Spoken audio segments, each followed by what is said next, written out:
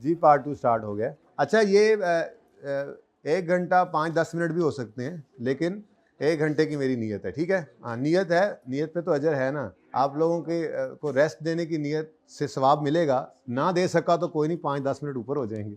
अच्छा चलें जी, सुने, मेरी क्लासेस आगे भी हैं। मैंने आपको बताया था कि बस ये है कि हम 1 घंटा 45-50 मिनट पढ़ते हैं, वही हम 2.25 घंटे पढ़ लेंगे, ज़्यादा नहीं पढ़ना, 2.25 से 2.5 यही हो जाता है और क्या।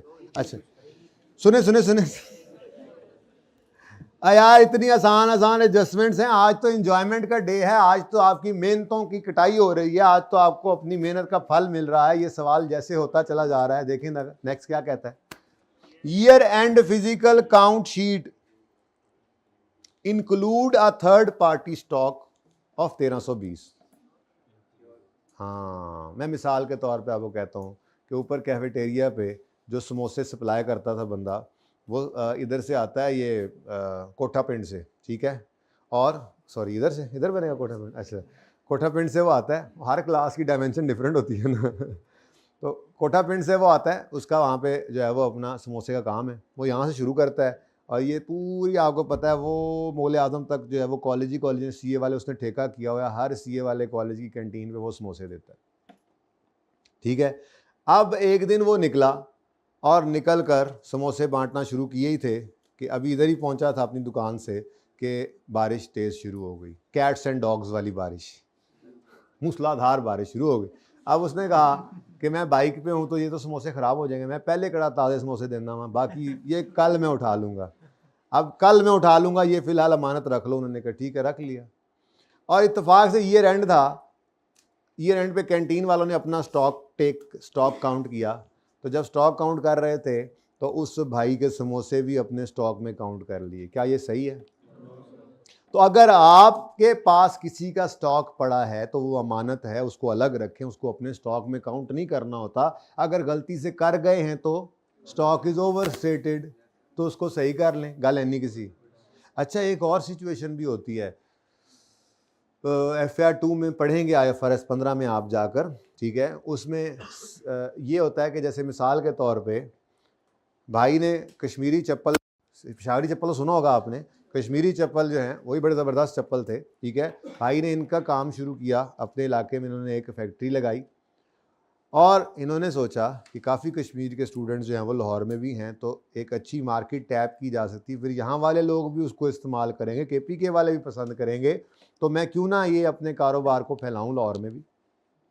अब ये वहाँ से कश्मीरी चप्पल लेकर यहाँ पहुँचे और यहाँ पे बाटा वाली दुकान पे चले गए, उन्होंने कहा कि ये कश्मीरी चप्पल मेरे यहाँ पे रख लो, आप ये मुझसे ख़रीद के आगे बेचो अपने प्रॉफिट में, मुझे मेरे पैसे दे दो। उन्होंने कहा भाई ये कौन ख़रीदेगा, हमारे पास तो जगह ही नहीं। उन्होंने कहा आपकी सोच है, आप रख के तो देखें। उन्होंने कहा अच्छा हम ख़रीदते नहीं हैं, रख लेते हैं, अगर बिक गई महीने बाद आके देख लेना, अगर बिक गई तो फिर पैसे ले जाना अपने, वरना फिर वापस ले जाना जूती। अब ये इसका स्टॉक है, लेकिन बाटा के पास अमानत पड़ा है। अब सिचुएशन डिफरेंट होगी। मैंने कहा दूसरी सिचुएशन बता दूँ ना, ये तो आसान सिचुएशन है। मुश्किल सिचुएशन क्या हो सकती है, वो ये कहता कि नलतर वालों का स्टॉक किसी और के पास पड़ा अमानतन, और वो फिजिकल काउंट करने से हमें रह गया, क्योंकि हम कौन सा दूरबीन लगा के फिजिकल काउंट कर रहे थे कि कश्मीर वाली फैक्ट्री के अंदर स्टॉक के अंदर लाहौर वाले बाटा का भी स्टॉक आ जाए, अनलेस कि ये खुद बताए ना, जो इसने अपने पास नोट किया हुआ था कि मैंने बाटा पे इतने जूते रखवाए हुए हैं, आश पपीज़ पे इतने रखवाए हुए हैं, सर्विस पे इतने रखवाए हुए हैं, एंडोर पे इतने रखवाए हैं, लाहौर की फलां दुकान में। ये तो इसको पता है ना, वहाँ जो फिजिकल काउंट कर रहा है इसका अकाउंटेंट, उसको तो नहीं पता। बात समझ आ रही है? तो वो दूसरी सिचुएशन के अंदर क्या होगा, वो यूं कह सकता है कि आपका स्टॉक कहीं और पड़ा है, वो फिजिकल काउंट में शामिल नहीं हो सका। जाहिर है फिजिकली वो प्रेजेंट नहीं है कश्मीर वाली फैक्ट्री के अंदर, वो तो उसने वहां से उठा के यहाँ लाहौर की दुकानों पे रखवाया और पता सिर्फ इसको है। सेल तो वो है नहीं कि सेल रिकॉर्ड हुई होती, सेल अभी नहीं ना हुई, सेल अभी नहीं हुई। बाटा ने कहा महीने बाद आ जाना, अगर ना बिकी तो अपना स्टॉक वापस ले जाना, बिक गई तो पैसे ले लेना, तो महीने बाद कंफर्म होगा। तो ये अब अमानत है, इसका स्टॉक है, थर्ड पार्टी के पास पड़ा है, तो अगर वो फिजिकल काउंट से रह जाए तो स्टॉक कम है, तो फिर बढ़ाना पड़ेगा। लेकिन वो मुश्किल सिनेरियो बहुत मुश्किल है आपके पास आए, क्योंकि ये तफसील से आपने पढ़ना है जाके IFRS 15 में, सेल ऑन रिटर्न बेसिस कहते हैं इसको, तो इसलिए यहाँ पे आपको वो टैप अब नहीं कर सकता। हाँ ये वाली बात सादे वाली है, ये आ सकती है जो आपके सामने भी है, और वो क्या है, आपके फिजिकल काउंट में थर्ड पार्टी का स्टॉक आपने ऐड कर दिया। Year and physical count sheet include a third party stock of 1320, तो किसी का स्टॉक है। अच्छा ये कहां लिखा हुआ है कि हमने इसको ऐड कर दिया है? नहीं, काउंट में क्या, कहां काउंट, काउंट तो फिजिकल काउंट शीट है। इंक्लूड का लफ्ज प्लीज अब ये आगे आना है, बार बार आना है, और ये परेशान ना करे आपको, बड़ा ही टेक्निकल तरीका है ये उसके पूछने का। वो यूं कह देता है सेल्स इंक्लूड, जैसे ये जो मैं अगली बात कर रहा था, इसका अकाउंटेंट क्या गलती कर सकता था, वो बाटा के पास पड़े हुए जूतों को सेल रिकॉर्ड कर देता, गलत था ना। तो वो यूं लिख सकता है कि sale include goods sold on return basis. अब लग तो नहीं रहा गलती है, लेकिन गलती है क्या, रिटर्न बेसिस वाली चीजें सेल नहीं होती, और गलती क्या है, सेल इंक्लूड। फनकारी है कि नहीं है? तो ये लफ्ज इंक्लूड, ये आप देख लें बड़े ध्यान से, ये बताया करेगा आपको गलती क्या है। किसी का स्टॉक है, आपका नहीं है, इसका मतलब आपके स्टॉक में इंक्लूड है, तो यही तो गलती है, ठीक है, और सही है। तो यहां आपने कहा थर्ड पार्टी स्टॉक, किसी का स्टॉक, किसी का स्टॉक है, लिखो इसके ऊपर किसी का स्टॉक है,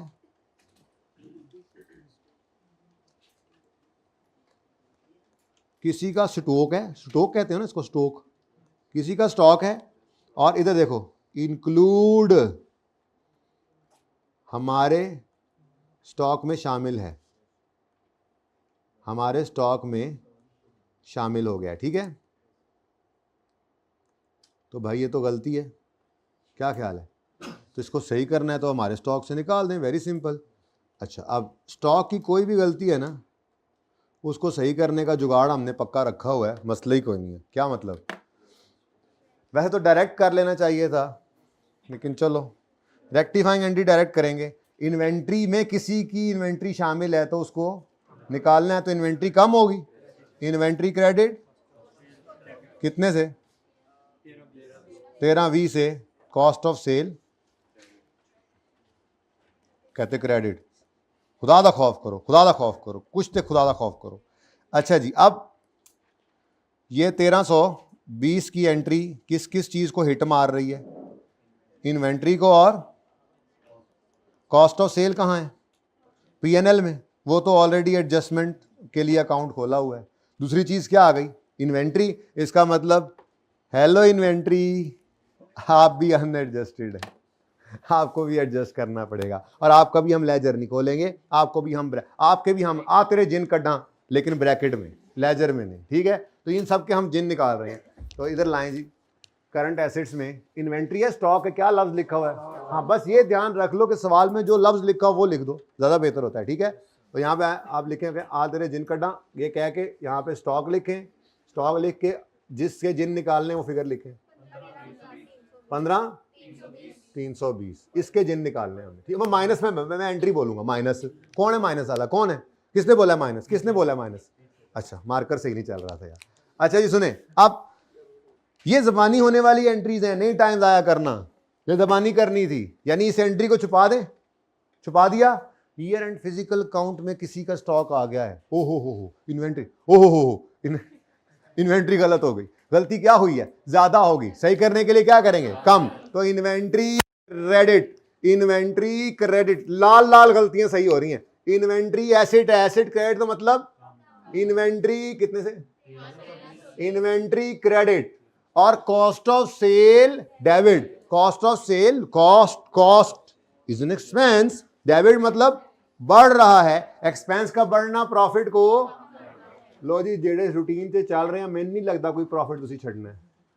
अच्छा चलो खैर, अब ये देख लो जाके एंट्री, मैंने छुपा के एंट्री ये काम किया है, ऐसे काम डायरेक्ट करने हैं आपने, लेकिन कर दी अगर किसी को शौक हो, कोई शगफ रखता हो ओरिजिनल रॉन्ग रेक्टिफाइंग का, वैसे सोल्यूशन में भी मौजूद है, इसलिए ना भी नोट करें तो काम चलेगा। टाइम ज़ाया कर रहे हैं, ऐसे ही एफर्ट ज़ाया कर रहे हैं, सोल्यूशन मौजूद है ना, इसलिए कह रहा हूँ, मैं तो करूँगा, समझाते हुए कर रहा हूँ।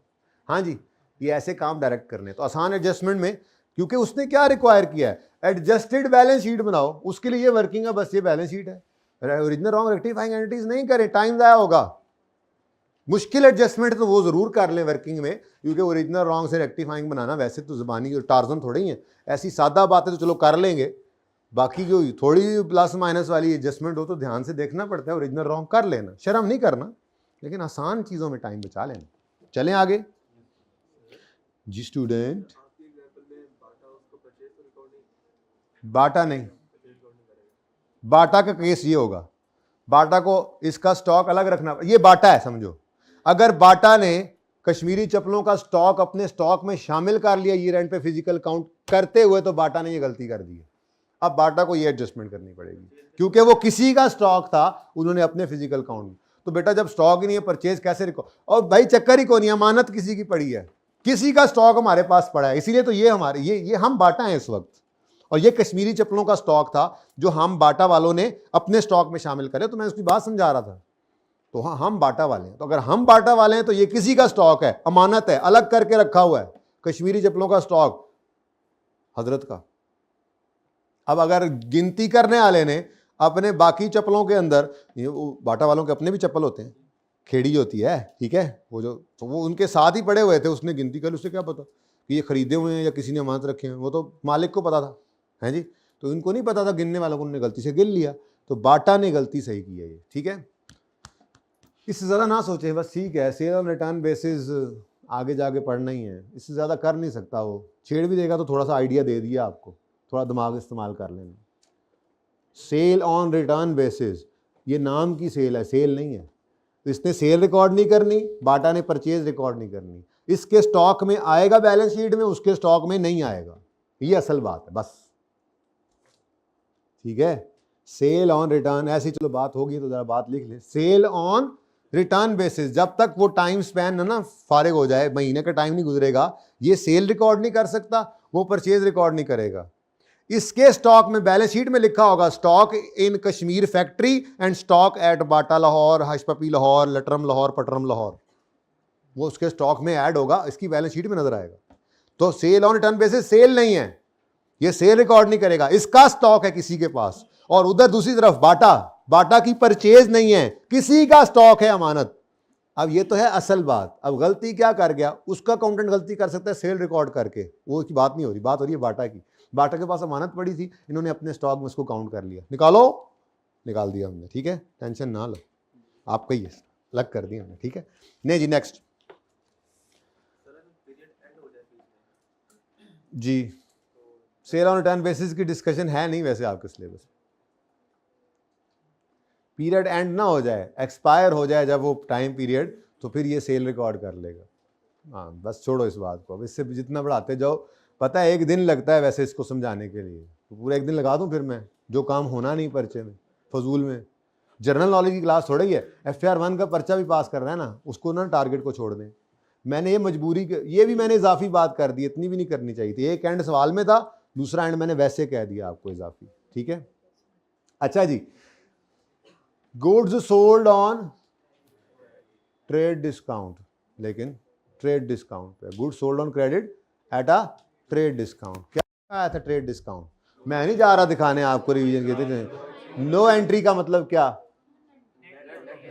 अच्छा मतलब नेट कर देना है, नेट अमाउंट से एंट्री करनी है, डिस्काउंट की अमाउंट की एंट्री मैंने कहा था नहीं करते, बल्कि उसको नेट करके, पूरी गाल करो ना, नो एंट्री, उसको नेट करके नेट फिगर से आपने एंट्री पास करनी है, कहो तो जरा दिखा देता हूँ, याद है ये बात, चलो कोई नहीं, कभी तो भूलोगे इसलिए लिखी हुई है मैंने। अब जाग के जरा देखें, अगर आपने 6400 की सेल की और उस पर 10% डिस्काउंट है, तो इसका मतलब इसका 90% कितना बनता है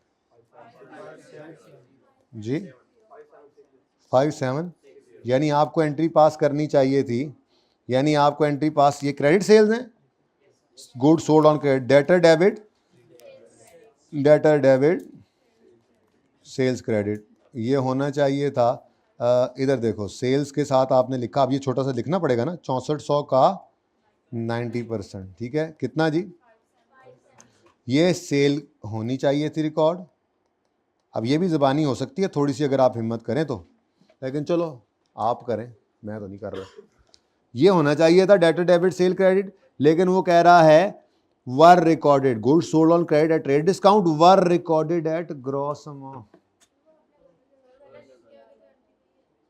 जी बेटा,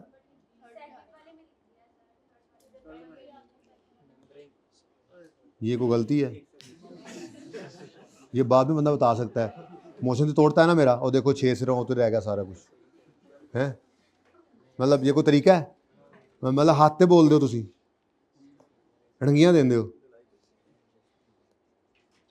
अच्छा जी, सही है बेटा, अब सही है। नंबर केड़ा है था? 3। मैं कहा जगह खाली है, लिख लेगी जी। डेटर डेबिट सेल क्रेडिट होना चाहिए था 5760 से, पर ये हो गया है ग्रॉस अमाउंट यानी 6400 से। तो ये ज़बानी वाला ही काम था बेटा। डेटर डेबिट सेल्स क्रेडिट हो गया है 6400 से डेबिट। तो सही करने के लिए करोगे डेटर को क्रेडिट कितने से? 6400 माइनस 5760 जी, 640 से डेटर क्रेडिट करके सेल्स को डेबिट करो। यार वो एक वो भी आया था, क्या नाम है उसका? सस्पेंस भी नज़र आ रहा है, अभी तक कहीं नज़र नहीं आया वैसे एडजस्टमेंट।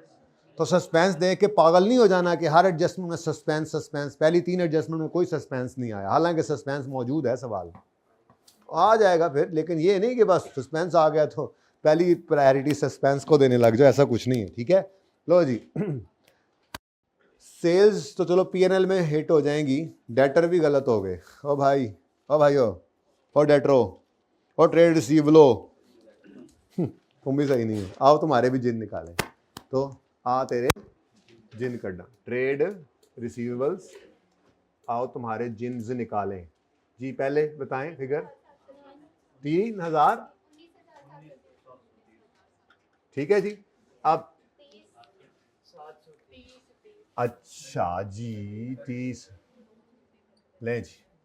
अच्छा जी, अब देखें ज़बानी सोचने वाले कैसे सोचेंगे कि हमने सेल 6400 से रिकॉर्ड कर दी, हालांकि 57 समथिंग से करनी थी, तो ज़्यादा रिकॉर्ड हो गई है, उसको रिवर्स करना है। तो रिवर्स करने की entry sale debit debtor credit, sale debit debtor, और उसकी जो वो वर्किंग है वो यहीं पे ही कर देंगे। 6400 इंटू 10% करने वाले तो ऐसे करेंगे, ठीक है। सेल डेबिट, सेल इनकम है, सेल इनकम कहते हैं ना, डेबिट मतलब कम, इनकम कम हो रही है तो प्रॉफिट भी कम होगा। ये डेबिट इधर पड़ जाएगा और डेटर क्रेडिट।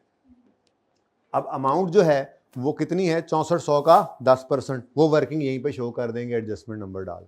करने वाले डायरेक्ट तो ऐसे करेंगे, ठीक है, पर मैंने आपको एडजस्टमेंट करवा दिया जी। सेल्स डेबिट कितने से? 600। अच्छा, अब ये बस छोटा सा ना आपने यहाँ पे वर्किंग शो कर देनी है कि ये जनाब 6400 का 10% असल में ये ज़्यादा रिकॉर्ड हो गया, ठीक है जी। तो ये एडजस्टमेंट नंबर 3 की एग्जामिनर ये रूटीन है, बस ये इनफ है, मोर देन इनफ है। अगर कोई डायरेक्ट करे तो ये एंट्री पड़ी सेल्स डेबिट और डेटर क्रेडिट। यार को लाल मार्कर मंगवाएंगे, सही लाल नहीं है। नेक्स्ट इधर देखें, अब ये जो चीज़ें पिक होती जा रही हैं वो तो इधर से अब गई ना, उनका तो एडजस्टेड बैलेंस अब वहीं पे निकलेगा। एंड पे जाके देखेंगे कौन कौन सी चीज़ रह गई। ये इंश्योर करना है कि यहाँ पे जो चीज़ पड़ी है वो वहाँ पे पहुँच गई है। तो जो एडजस्टमेंट वाली हैं वो तो 1 बाय 1 एडजस्टमेंट से हिट होती जा रही हैं। जैसे आप नहीं करते होते थे फाइनल अकाउंट के सवाल से, ये हो रहा है कि ट्रायल से फिगर सारी नहीं उठाते थे, बल्कि एडजस्टमेंट पहले करते थे, ट्रायल की फिगर जो हिट हो जाती थी वो निकल आती थी। एंड पे जाके सवाल में जब सब एडजस्टमेंट हो जाती थी तो ट्रायल सारा उठाते थे, जो रह गया वो सारे का सारा पोस्ट। वैसे ही चल रहा है काम। तो जाग के बैठे ज़रा, बड़ी इंपॉर्टेंट डिस्कशन है। इस तरह का सवाल अभी तक नहीं आया है, मैं एक्सपेक्ट कर रहा हूँ कि मे बी वो इस तरफ अब जाए। उसने आपने देखा रिसेंट पास्ट में उसने करेक्टिंग एंट्रीज भी करवा ली, उसने प्रॉफिट स्टेटमेंट भी बनवा ली, उसने एक बार सस्पेंस अकाउंट भी बनवा लिया है। लेकिन अभी तक उसने, अच्छा ज़रूरी नहीं पूरी बैलेंस शीट दे, जैसे वो आपको मैंने पहले 2-3 सवालों के अंदर फिगर लिख के दी थी, the figures extracted from draft financial statements, तो ऐसे ही वो यूँ कह सकता है एसेट्स, लायबिलिटीज़ और profit, these are figures extracted from draft financial statements, और ये एडजस्टमेंट्स के बाद कैलकुलेट करेक्टेड फिगर्स, तो यही काम कर रहे हैं। पूरी बैलेंस शीट भी बनवा सकता है, एडजस्टमेंट ज़रा कम कर दे तो 7-8 नंबर के लिए वो करेक्टेड बैलेंस शीट बनवा सकता है। तो ये अभी तक चूँकि आया नहीं है इसलिए इम्पॉर्टेंट है, इसको ज़रा ध्यान से देखें, ठीक है। अच्छा जी, अच्छा उसके बाद ये एडजस्टमेंट इम्पॉर्टेंट थोड़ी सी है, करते हैं इसको आसान पहले कर लेते हैं। नंबर 5, एडजस्टमेंट नंबर 5, हाँ जी पढ़ो, आसान आसान पहले करें जल्दी से। क्या कह रहा है? 4 आसान है, 5 है, 4 मैंने छोड़ दिया ज़रा बेटा, 4 करवाता हूँ ना, आप लोग इधर आ जाओ मशवरे देने वाले मुफ्त, फिर आप लोग करा लो। 5 पहले करें, पर्चे में भी ऐसे ही करना है। A cheque of 500 issued by a customer as an advance, part 2 start हो गया ना हमारा। A check of 500 issued by a customer as an advance was dishonored and returned by bank on 31 दिसंबर। आगे ना पढ़ो, पहले बताओ अगर इशू किया है कस्टमर ने चेक और वो डिसऑनर हो गया है तो इसका मतलब ये कस्टमर वाला चेक था, जब आया था तो एंट्री की थी बैंक डेबिट डेटर, अब ये डिसऑनर हुआ है तो एंट्री होनी चाहिए, ये पहले लिख लें, अगर हो गई होगी तो कुछ नहीं करेंगे, एंट्री होनी चाहिए डेटर बैंक, बड़ी खुशियों में बैंक डेबिट किया था, क्रेडिट करो। डेटर खत्म हो गया था, नहीं खत्म हुआ, ठीक है, वापस डेबिट करो उसको, तो डेटर डेबिट बैंक क्रेडिट। ये जो यहाँ बैठे होते हैं ना 2-4 फनकार, ये ऐसे ही आखिर में आ गए ना अभी ज़ाया हो जाए मेरे से 500। जी बच्चों नेक्स्ट, जी बेटा देख लेता हूँ मैं। चेक इशूड बाय, हाँ एज एन एडवांस, अगर डेटर ने, कस्टमर ने चेक दिया है तो ये डेटर नहीं, ये बेसिकली एडवांस फ्रॉम कस्टमर है, ठीक है जी, कोई फ़र्क नहीं पड़ता, एडवांस फ्रॉम, एंट्री उल्टानी है ना, सही कह रहे हो आप जी। Advance from customer debit bank credit होना चाहिए। ये क्या हुआ है, ये कस्टमर का चेक जो उसने एडवांस दिया था फॉर गुड्स या सर्विसेज वो डिसऑनर हुआ है, ठीक है, सॉरी जी, ठीक है, आप कह रहे हैं advance liability, advance from customer is a liability. अच्छा जी, वो कहता है oh no entry has been made, जो होना था वो ना हो पाया, तो वो कर लीजिए एडवांस फ्रॉम कस्टमर डेबिट और बैंक क्रेडिट। अब एडवांस क्या है, एक करंट लाइबिलिटी है, ठीक है, कितने से, अब इसका मतलब भाईजान बैंक जो बच गए थे अब वो भी नहीं बचे, वो भी गड़बड़ है, ठीक है, बैंक में भी गलती है ना, तो बैंक की गलती को भी सही करना है। और दूसरी तरफ advance from customer is a liability, तो कैश एंड बैंक इकट्ठा पड़ा है तो अच्छी बात है, हम भी इसको इकट्ठे ही रख लेंगे, एडजस्टमेंट इकट्ठे ही डाल देंगे इसमें। और अदर पेएबल्स में ही ये पड़ा होगा जो रिवर्स नहीं हुआ। देखो ना, आप कह रहे हो बैंक को क्रेडिट करो, बैंक क्रेडिट कर देंगे माइनस, आप कह रहे हैं एडवांस फ्रॉम कस्टमर नामी लाइबिलिटी को डेबिट करो, क्योंकि चेक ही डिसऑनर हो गया, कौन सा एडवांस, आप पे कौन सी लाइबिलिटी, पैसे तो आए नहीं आपको, तो लाइबिलिटी को डेबिट करना है।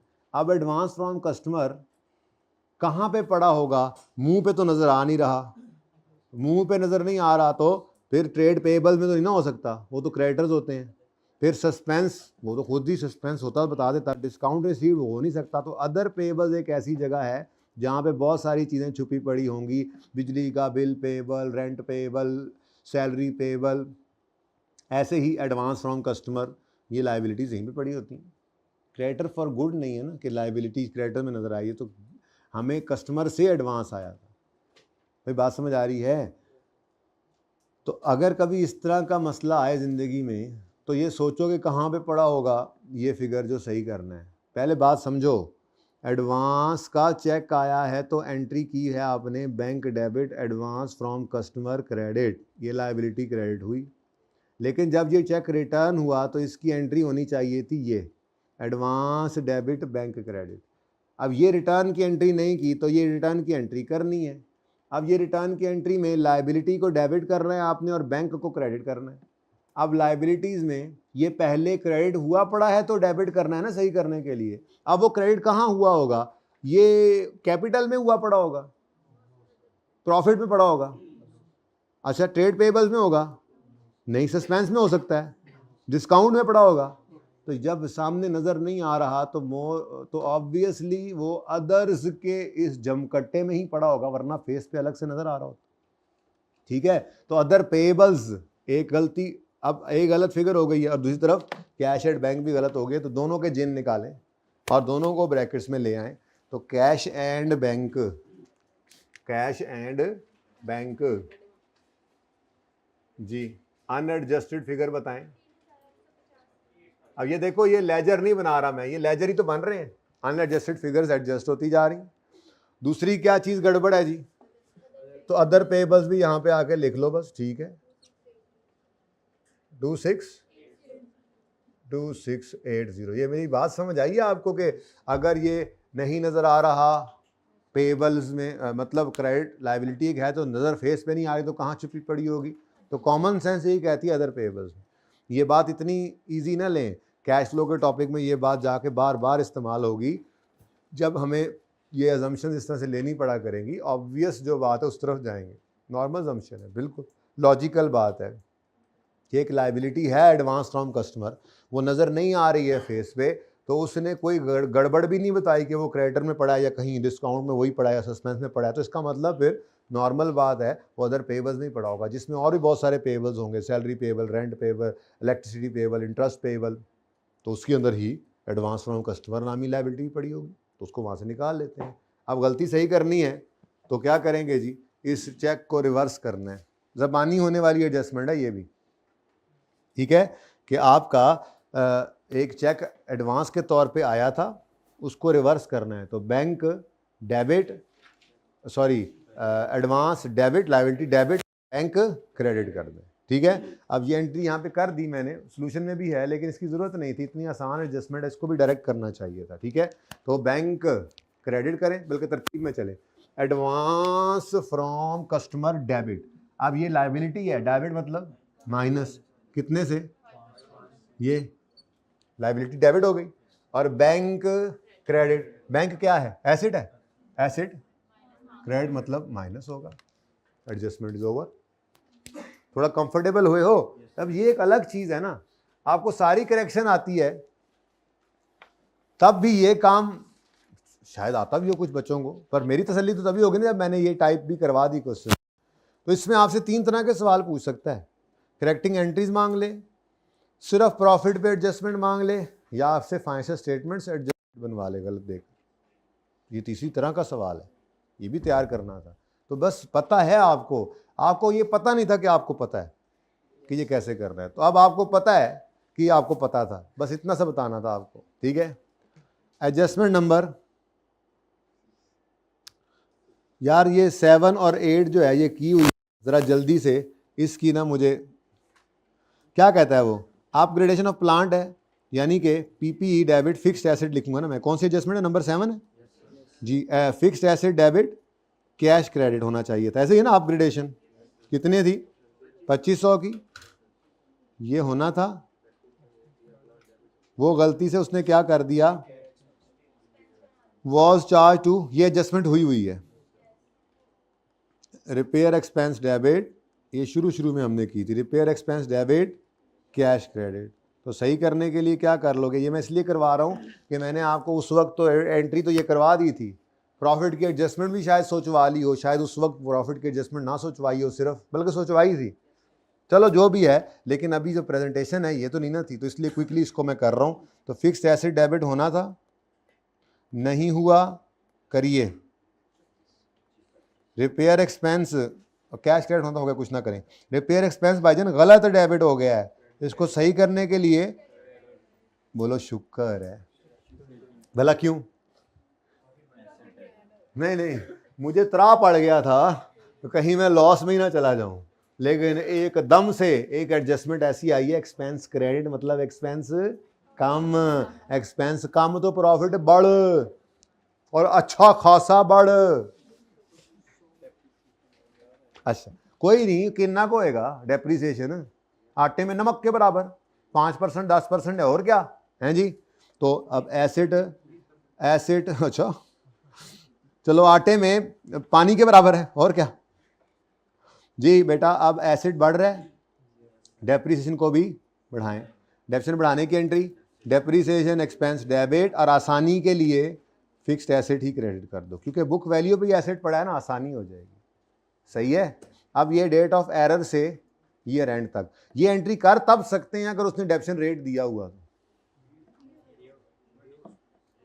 प्लांट इज डेप्टेड एट 20% यूजिंग, लेकिन हमें इससे क्या डिमिनिशिंग है या स्ट्रेट है, साल ही यही है पहला गलती का, तो इसी फिगर के ऊपर ही रेट लगा होगा, तो 20% है, और 1 जुलाई 19 से 31 दिसंबर 19 तक 6/12 है। ठीक है, तो डेप्रीसिएशन जी 2500 इंटू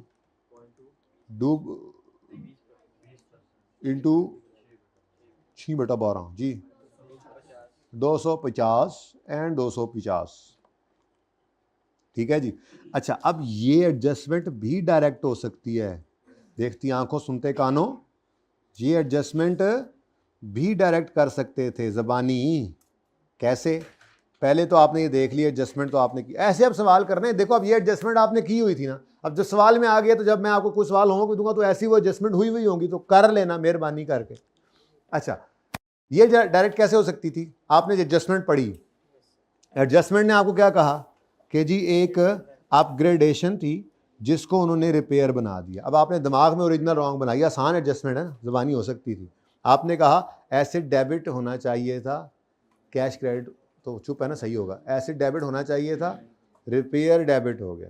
तो सही करने के लिए एसेट को डेबिट करेंगे, रिपेयर को क्रेडिट। अब एसेट फिक्स एसेट को छेड़ेगा, उसके जिन निकालने पड़ेंगे, और रिपेयर एक्सपेंस ने पीएनएल को हिट करना है, क्योंकि पीएनएल हम बना नहीं रहे। अच्छा, अगर हम पीएनएल बना रहे होते, अगर हम पीएनएल बना रहे होते, जैसे आज अब होमवर्क वाले एक 2-3 होमवर्क में होने सवाल, आज तो वीकेंड है ना आपका, और करेक्शन ऑफ एरर को आपने लपेट के बस रखना है आपके, बस अब तुम्हारी तरफ हम नहीं आएंगे, अब तुम हमारे पीछे आओगे। खैर, तो वो 2-3 सवालों में एक सवाल ऐसा भी होगा जिसमें मैंने आपको इस तरह से इनकम स्टेटमेंट देनी है, वो दी हुई सवाल के अंदर क्वेश्चन बैंक का सवाल है, और उसकी करेक्शन करके। अब अगर मिसाल पीएनएल बन रहा होता तो क्या होता, तो परचेज पीएनएल में पड़ा होता, उसके जिन वहीं पे निकालते। परचेज डेबिट मतलब परचेज बढ़, तो परचेज का बैलेंस प्लस होकर बढ़ाना, तो वो उल्टा आसान हो जाता है। हमने मुश्किल काम पहले कर लिया है। इधर देखो, कॉस्ट ऑफ सेल बढ़, सेल कम हो। अब सेल की फिगर पड़ी होगी पीएनएल में, तो फेस पे सेल आ रही होती है ना, उस सेल को आपने पकड़ना है, डेबिट मतलब कम, सही वाली सेल निकल आएगी। तो इतना आसान है। हमने मुश्किल काम कर लिया है कि इनकम एक्सपेंस का इंपैक्ट प्रॉफिट पे सोच लिया करना, वो इनकम का इनकम पे इंपैक्ट, वो तो बहुत सिंपल हो जाएगा, वो करके प्रॉफिट एडजस्टेड निकल आएगा। आप आज होमवर्क में एक सवाल करेंगे इंशाल्लाह, ठीक है, फिलहाल उसको छोड़े। हाँ, तो मैं कह रहा था डायरेक्ट आपने कहा चल भाई फिक्स एसेट तेरे भी जिन कढ़ा, तेरे जिन कढ़ा, और दूसरा रिपेयर है, वो पहले ही प्रॉफिट बेचारा गया हुआ है, मारे खा रहा है, शुक्र है पहली बचत हुई है उसकी, वरना अभी तक तो तीनों एडजस्टमेंट प्रॉफिट ने मार ही खाई। अब मैं छोड़ो एंट्री को, वो तो पहले भी करवाई थी, आज भी कर दी, डायरेक्ट कोशिश करो ना आसान हो तो फिक्स्ड एसेट पहले गलत वाला उठा लो, 22,590, सवारी लब्बे ना लब्बे, 22,590 फिक्स्ड एसेट्स, बुक वैल्यू है, नेट मतलब बुक वैल्यू है जी, बोलो 22,590। यार ये भी सही मजा नहीं कर रहा। अच्छा जी, अब एक अपग्रेडेशन थी, गलती से रिपेयर एक्सपेंस बनी, तो एसेट को बढ़ाओ प्लस कितने से 20, ये फिक्स एसेट डेबिट जी। तो बेटा अगले स्टेप में करेंगे ना, अभी मैं एसेट तो सही कर लूं, ठीक है, ये होगा तो डेप्शन का मसला आएगा। 2 एंट्रीज नहीं की, दोनों करनी है ना, तो fixed asset debit, repair credit. अब रिपेयर एक्सपेंस है, क्रेडिट मतलब कम होते प्रॉफिट 2500 से बढ़ गया। एडजस्टमेंट नंबर अच्छा 7 है, मैं क्या तरतीब ही चल रही। अच्छा, अगली बात, अब ये 2500 एसेट का है, अब डेप्रीसिएशन का मसला आएगा।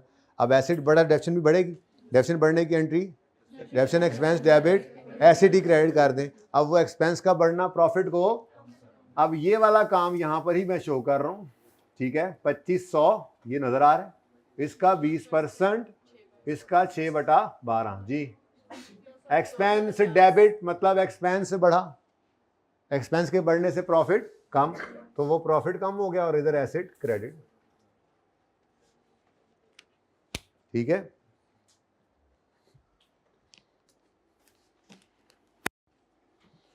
ये भी कर दो यार, ये एडजस्टमेंट भी आपने की हुई है, जल्दी से कर दो ये एडजस्टमेंट भी। हाँ जी, ये तो बहुत आसान है। टोटल सेल ऑफ 26 दिसंबर पर sale day book was 167, this was posted in receivable control account as 671, trial balance was balance by taking difference suspense. अच्छा वही तो आ रहा है सस्पेंस। अब जी इस एडजस्टमेंट के अंदर वो कहता है, ये भी एडजस्टमेंट कराई हुई है, होना चाहिए था डेटर डेबिट सेल क्रेडिट 167 से, लेकिन जो डेटर कंट्रोल जो डेटर अकाउंट था वो क्रेडिट किससे हो गया। अब ये भी हो सकती है, लेकिन चलो नंबर कौन सा है जी, डेटर डेबिट सेल्स क्रेडिट होना चाहिए था 167 से, लेकिन उसने डेटर को डेबिट किससे कर दिया है 670। ओ, और सेल के बारे में मैंने कहा था चुप है, तो अब मैंने कंट्रोल अकाउंट दोनों जगह लिख दिया था, ठीक है ना, जरूरत नहीं है, बस काम चल रहा है। तो डेटर डेबिट होना था 167 से, ज़्यादा डेबिट हो गया, सही करने के लिए क्रेडिट करो 671 माइनस 167 से 500, और सेल क्रेडिट होना था जो सही हो गया, तो अब ये वाला सस्पेंस को पड़ेगा, लेकिन सस्पेंस अभी भी पूरा नहीं हुआ। 500, अच्छा 550 लगा मुझे, लो जी। अच्छा अब ये एडजस्टमेंट जो चूंकि सस्पेंस को हिट कर रही है, वैसे तो सस्पेंस भी ब्रैकेट में बन सकता है, जैसे जैसे बाकी सारे लेजर बन रहे हैं ब्रैकेट में, सस्पेंस को भी ब्रैकेट में बना लेते, लेकिन मेरा दिल है कि सस्पेंस अभी तक मैंने क्लास में सिर्फ एक बार बनाया, तो चलो एक बार और बना लेते हैं, ठीक है। तो सस्पेंस वर्किंग नंबर 3 मैंने ओपन कर ली, सस्पेंस सस्पेंस सस्पेंस में अनएडजस्टेड बैलेंस कह लो या एज पर ट्रायल कह लो, जो भी कह लो, गिवन कह लो, लेकिन कौन सी साइड पे है, तो बस इधर गिवन लिख दो, गिवन लिखो, अनएडजस्टेड कैरी डाउन लिखो, एज पर ट्रायल लिखो, एज पर बैलेंस शीट लिखो, जो भी लिखो, बस सही साइड पे सही फिगर लिखो, वर्किंग है, ठीक है। कितना है जी 790 98, ओके। तो 798 पर्चे में ऐसे आपने नहीं करना, आपने नहीं करना है, अच्छा जी 798।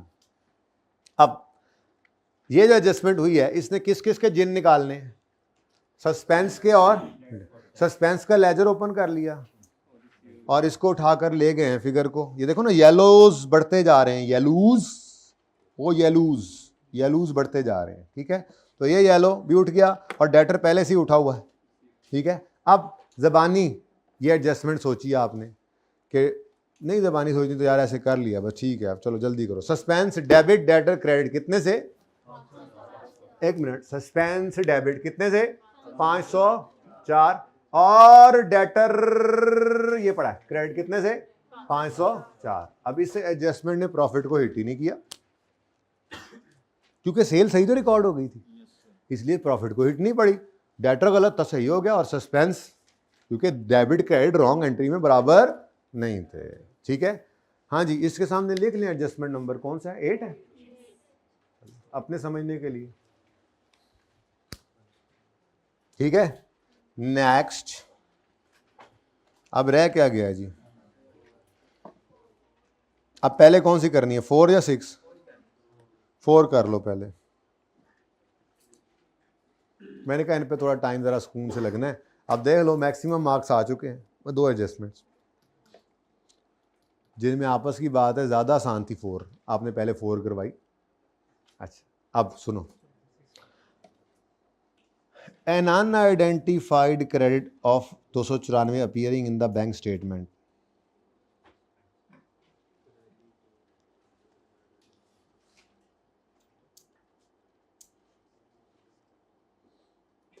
वॉज, अब ऐसे पढ़ो, ऐसे ज़रा पढ़ो, an unidentified credit 294 appearing in bank statement was a settlement of an old outstanding balance previously return of.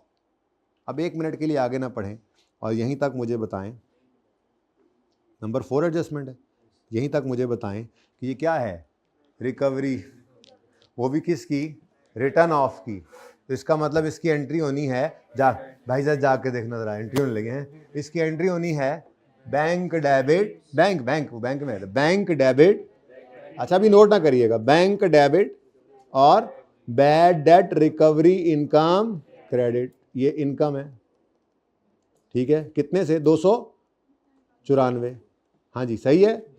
अच्छा अब ये तो सिंपल एडजस्टमेंट है, अगर इस तरह से है तो सिंपल सी एडजस्टमेंट है, बस ये होना था, लेकिन उसको समझ नहीं आ रहा था, उसको समझ नहीं आ रहा कि यार ये है क्या, उसने बैंक में तो डेबिट कर दिया, इसको बैंक स्टेटमेंट आई ना तो उसमें क्रेडिट आ रहा था 294 पैसे आए हैं, समझ नहीं आ रही, उसने इसको कहाँ पे फेंका हुआ है, फिर ये उसने बोला है लेकिन मैंने अभी इसको सामने रखा नहीं, इसको छुपाया हुआ है, अभी मैं आपको ओरिजिनल एंट्री समझा रहा हूँ, ठीक है ना, ये कर लेते हैं, ये करना है, उसने ये करना है, ठीक है, चलो छोड़े वापस आए, ये होना चाहिए। अच्छा अब फिलहाल जितनी बात मैंने छुपा कर कही है तो ये होना चाहिए, 294 का क्रेडिट आ रहा है, वो bad debt previous return of था उससे आया है, तो ये बैड डेट रिकवरी इनकम है, ये एंट्री होनी चाहिए। अच्छा अब अगली बात जो है ना वो थोड़ा सा ट्विस्ट है, लेकिन इतना भी नहीं, वो ये कहता है कि जितने पैसे आए थे ना, उस बंदे ने जितने पैसे भेजे थे ये वो नहीं है, कुछ पैसे बैंक ने अपने चार्जेस के काट ली, मिसाल के तौर पे कोई दूसरे शहर का जो है वो चेक होगा लेट्स से, तो दूसरी सिटी के चेक होने की वजह से बैंक ने कुछ चार्जेस काट लिए, इसका मतलब भेजने वाले ने 294 नहीं भेजा था, 310 15 20 भेजा था शायद, कुछ पैसे बैंक ने काट लिए हैं, वो तो हमें देखना पड़ेगा ना कितना भेजा था, ये कहाँ लिखा हुआ है, ये यहाँ पे लिखा हुआ है, एक मिनट, हाँ ये आगे लिखा हुआ है, द अमाउंट, ये इसकी बात हो रही है, द अमाउंट तो यही है ना जो सवाल में गिवन है, unidentified credit of 294 appearing in the bank statement was a settlement of all outstanding balance, ठीक है, अब वो कहता है द अमाउंट ऊपर वाली was net of, the amount was net of 2% charges. अब डिस्काउंट नहीं है ये, हमने डिस्काउंट नहीं दिया लेकिन हमारा है एक्सपेंस ही, डेटर को डिस्काउंट अलाउ करते थे तो वो हमारा एक्सपेंस, आज हमने इसको अलाउ नहीं किया डिस्काउंट, लेकिन जो हमें पैसे आए बैंक ने उसमें से कुछ अपने लिए रख लिए तो वो भी हमारा तो एक्सपेंस ही है, यानी आज भी आपको करना क्या था, इस एडजस्टमेंट में भी करना था वही काम, आपने वही 3 चीजें निकालनी थी, कौन कौन सी, ग्रॉस डिस्काउंट की बजाय बैंक चार्जेस और नेट, ठीक है, जहां आप डिस्काउंट लिखा करते थे, वो डिस्काउंट की बजाय अब बाकी तरतीब वैसे ही है, ठीक है, तो आप बिल्कुल वैसे ही कर लें, क्या लिखा था मैंने, बैंक चार्जेस, ठीक है, जैसे आप पहले डिस्काउंट लिखते थे। अब बताओ सवाल के अंदर क्या गिवन है, रिसीव्ड अमाउंट तो नेट ही होगी ना, जो बैंक में नजर आ रहा है वो कह रहा है ये अमाउंट नेट है, net of what, net of bank charges, तो है कितनी वैसे 294, ठीक है, तो नेट ऑफ बैंक चार्जेस है और 294 की अमाउंट है, ये 2% चार्जेस निकालने के बाद है,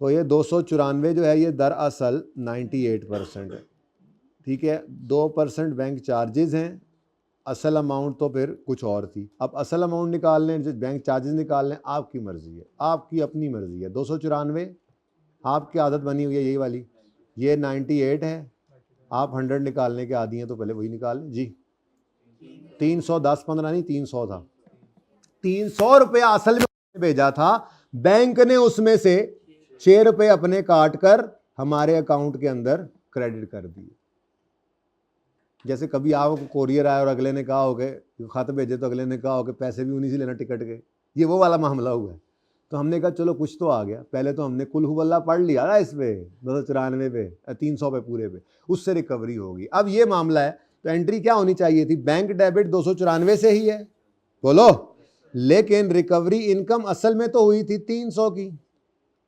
बाकी 6 कहाँ चले गए, बैंक चार्जेस। अच्छा अब ये मैंने आपको इकट्ठी एंट्री करवा दी है, ठीक है, ये इनकम और ये एक्सपेंस, ठीक है ना, इकट्ठी एंट्री करवा दी, ये तोड़ के भी हो सकती थी, कैसे, आप यूं कहें कि जी बैंक में आया था 300, ठीक है, ये बैड डेट रिकवरी इनकम है, बैंक ने इसमें से 6 रुपये काट लिए तो वो बैंक चार्जेस हैं, वो बैंक आपके पास नहीं आएगा पैसे लेने, आपके पैसों में से ही काट लिया करता है। एटीएम के पैसे कट नहीं जाते जिनके अकाउंट्स हैं उनमें, साल में आपके पास को आते हैं दरवाज़ा खटका के, भाई एटीएम चार्जेस दे दें। जो 200-400 रुपये आपके वहाँ पड़ा होता है वो भी निकल जाता है। स्टूडेंट लाइफ में तो इतने ही होते हैं ना, महीने के शुरू में तो आने होते हैं घर से, जो पड़े होते हैं ना वो 2-3 हज़ार, वो सारे के सारे ही वो साल में एक दफ़ा टीका लगा देते हैं आपको। बैंक आपके पास नहीं आता, पैसे आपके पैसों में से काट ले। तो ऐसे ही है, bank charges debit, bank credit. तो मैंने बस ये किया है कि मैंने ये बैंक का डेबिट और बैंक का क्रेडिट ये नेट में कर दिया 294 से, बाकी तो एंट्री वही है। तो आप इस तरह से करना चाहें एंट्री बेशक करें, मैंने ऊपर वाली एंट्री कर दी, जो मैंने करना था वो कर दिया। जी समझ में आती है बात? इंटरेस्टिंग एंट्री थी, लेकिन आपको पता है जुगाड़िए लोग हैं हमने तो यही सोचा कि ये इससे मिलता जुलता काम तो हम करते थे ना, बस हम कुछ नया नहीं सोचेंगे, हम वही काम फिर कर लेंगे। अब ये तो है जो होना चाहिए था, जो मर्जी कर लें आप, ये एंट्री करें ये करें, मैं इसको प्रेफर करूँगा, ठीक है। ना समझ आए तो ये कर लें, दोनों एंट्रीज अलग अलग कर लें, ठीक है। ओरिजिनल समझ आ रही है? अच्छा, अब वो क्या कह रहा है, वो कह रहा है द अनआइडेंटिफाइड, असल मसला तो यही था, क्रेडिट अनआइडेंटिफाइड था, मतलब अकाउंटेंट को समझ नहीं लग रही। देखो ना, कहने वाला भी क्या कह रहा होगा फ़ोन करके, मैंने 300 रुपया भेज दिया है। अब बैंक स्टेटमेंट में वो 300 बेचारे को नजर आएगा अकाउंटेंट को, तो उसको समझ लगेगी ना कि ये किसके आए पैसे। अब ये 294 किसी ने भेजे भी नहीं है और नजर भी आ रहे हैं, अब अकाउंटेंट बेचारा परेशान बैठा है, लेकिन बैंक स्टेटमेंट में क्रेडिट हुए हैं पैसे। तो आप बीआरएस कुछ याद है? बैंक स्टेट, बस इतनी को बीआरएस आपको रिवाइज करानी है मैंने, जो मैं अब करवा रहा हूं, कि जो आपकी किताबों में डेबिट है, बैंक आपका वही लेजर जो मेंटेन करता है वो वहां पर क्रेडिट होता है। बैंक के लिए तो आप लायबिलिटी है ना, बैंक के लिए आपका पैसा उनके ऊपर लायबिलिटी है। तो इसलिए हम ऐसे नहीं सोचते लंबी सोच, बस इतनी सी बात, आप बैंक स्टेटमेंट का जो क्रेडिट है दरअसल वो आपको पैसे आए होते हैं, वो आपका डेबिट, और बैंक स्टेटमेंट का जो डेबिट है दरअसल वो बैंक ने पैसे आपके डिडक्ट किए या आपके भी आप पे पे किए, आपकी पेमेंट है, तो वो आपकी किताबों में क्या है? क्रेडिट। भाई इतना सा पता होना चाहिए आपको बीआरएस का, इतना तो याद है ना, क्योंकि जो होते थे ना वो अनप्रेजेंटेड और अनक्रेडिटेड चेक्स, बेटा वो तो बीआरएस बनाएंगे तो आएंगे, वो कोई यहाँ पे तो नहीं आ सकते। खैर एनीवेज देख लेंगे रिवीजन क्लास में, मेरी तसल्ली ना होता एंड में फिर भी कुछ ना कुछ ऐसे ही छेड़खानी कर देता हूँ, छोड़े इस बात को, इतनी सी बात बस ज़हन में होनी चाहिए। अब बैंक स्टेटमेंट में क्रेडिट पड़ा है 294, अकाउंटेंट बड़ा परेशान है, यार ये कहाँ से आए हैं, समझ आइए ना क्यों परेशान है बेचारा, कभी कभी सही भी परेशान होता है, ठीक है। तो उसने कहा चलो यार कोई बात नहीं, बैंक तो डेबिट हुआ ना, भाई को जगाना जरा, बैंक तो डेबिट हुआ ना, बोलो बैंक डेबिट हो गया, बैंक डेबिट हो गया, क्योंकि बैंक में पैसे आ रहे हैं तो बैंक डेबिट हो गया। कितने से? अब इधर वो किसने पूछा था कल परसों, यार मुझे याद आ रहा है, जिसने कहा था वो एंट्री सस्पेंस में नहीं पड़ी, बताओ मुझे। हाँ आपने पूछा था? नहीं आप नहीं थे, कोई और था जिसने ये कहा था कि जब जो पिछले सवाल में नहीं लिखा हुआ था ये the difference was carried to suspense, कुछ ऐसी बात लिखी हुई थी ना, वो पता नहीं कहाँ गई एडजस्टमेंट, मुझे याद नहीं आ रही, लेकिन उसमें किसी ने सवाल किया था, वो आप ही थे फिर, पक्की बात है। तो भाई वो ट्रायल में बैलेंस डाला जाता है, जब एंट्री का पता नहीं लगा, कोई गड़बड़ करके ट्रायल पे पहुंचे तो ट्रायल बैलेंस नहीं था, तो डेबिट या क्रेडिट में जहां पे वजन कम था वहां डाल के उसको बैलेंस किया, वो एक सूरत है सस्पेंस के आने की। ये दूसरी सूरत है जो आज आ गई कि बैंक का क्रेडिट तो इसको नजर आ गया स्टेटमेंट में, इसने कहा बैंक डेबिट, मेरी किताबों में डेबिट तो हो गया, अब आइडेंटिफाई नहीं हो रहा कि ये पैसे भेजे किसने हैं, किसको क्रेडिट करूं, कोई कैश सेल हुई है या किसी डेटर से पैसे आए हैं, या असल कहानी क्या है, कोई रिकवरी इनकम, पता नहीं उसको। तो इसने कहा आर्जी तौर पे मैं फिलहाल सस्पेंस को क्रेडिट कर देता हूं, ये है वो सस्पेंस का क्रेडिट होना।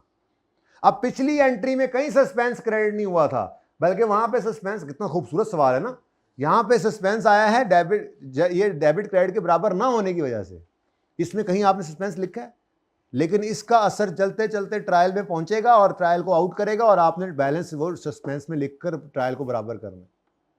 ये एक सूरत है सस्पेंस के आने की, ये दूसरी सूरत है, और इसके बारे में सवाल खुद बता देते।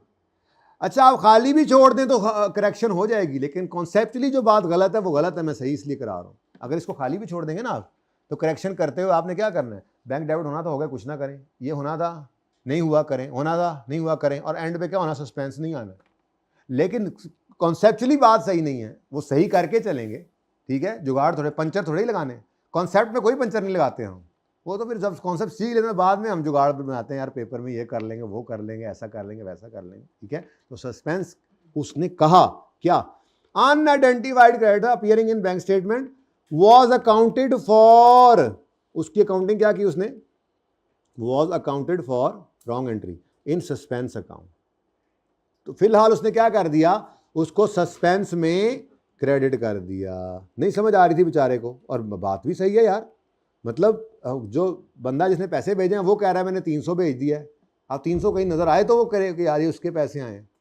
तो फिर जब इन्वेस्टिगेशन की, थोड़ी सी पता लगा इट वाज डिस्कवर्ड, फिर पता लगा कि क्रेडिट क्या था, बहुत अ सेटलमेंट ऑफ, सारी कहानी मैंने आगे बता दी।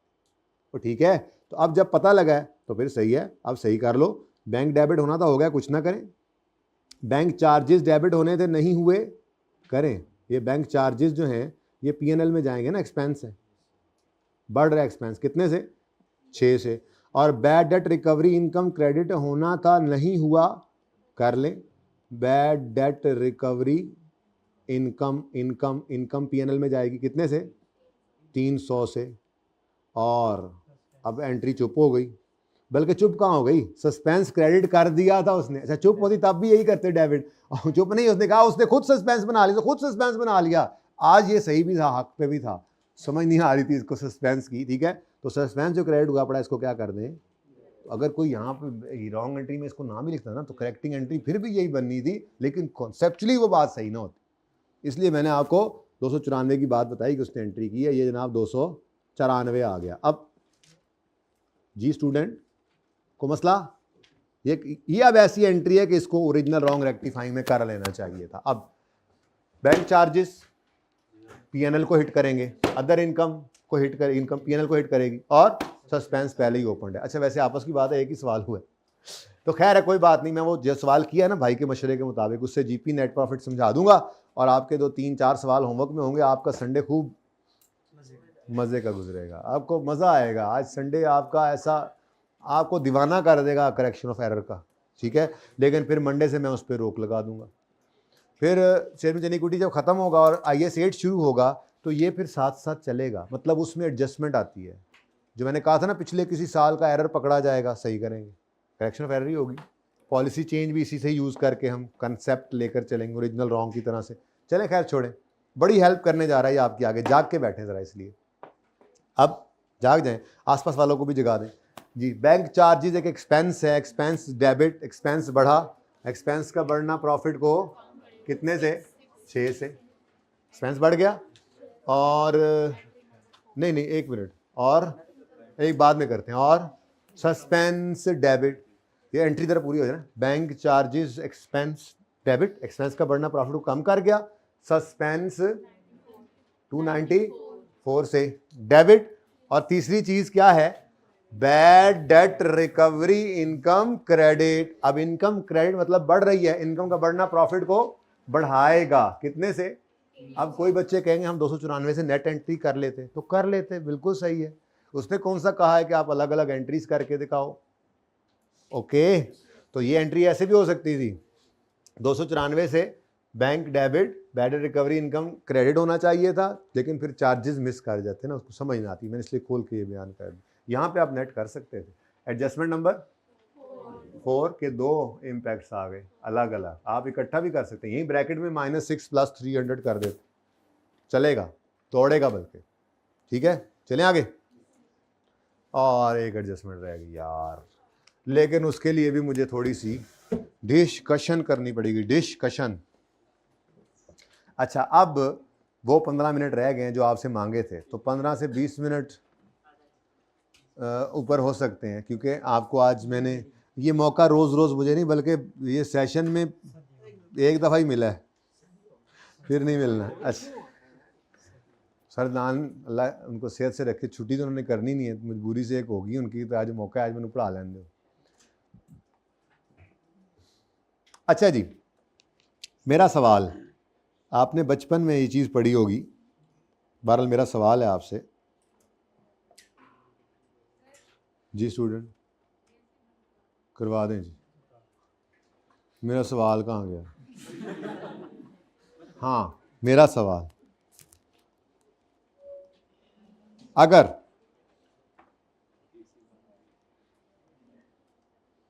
बिजनेस का कोई खर्चा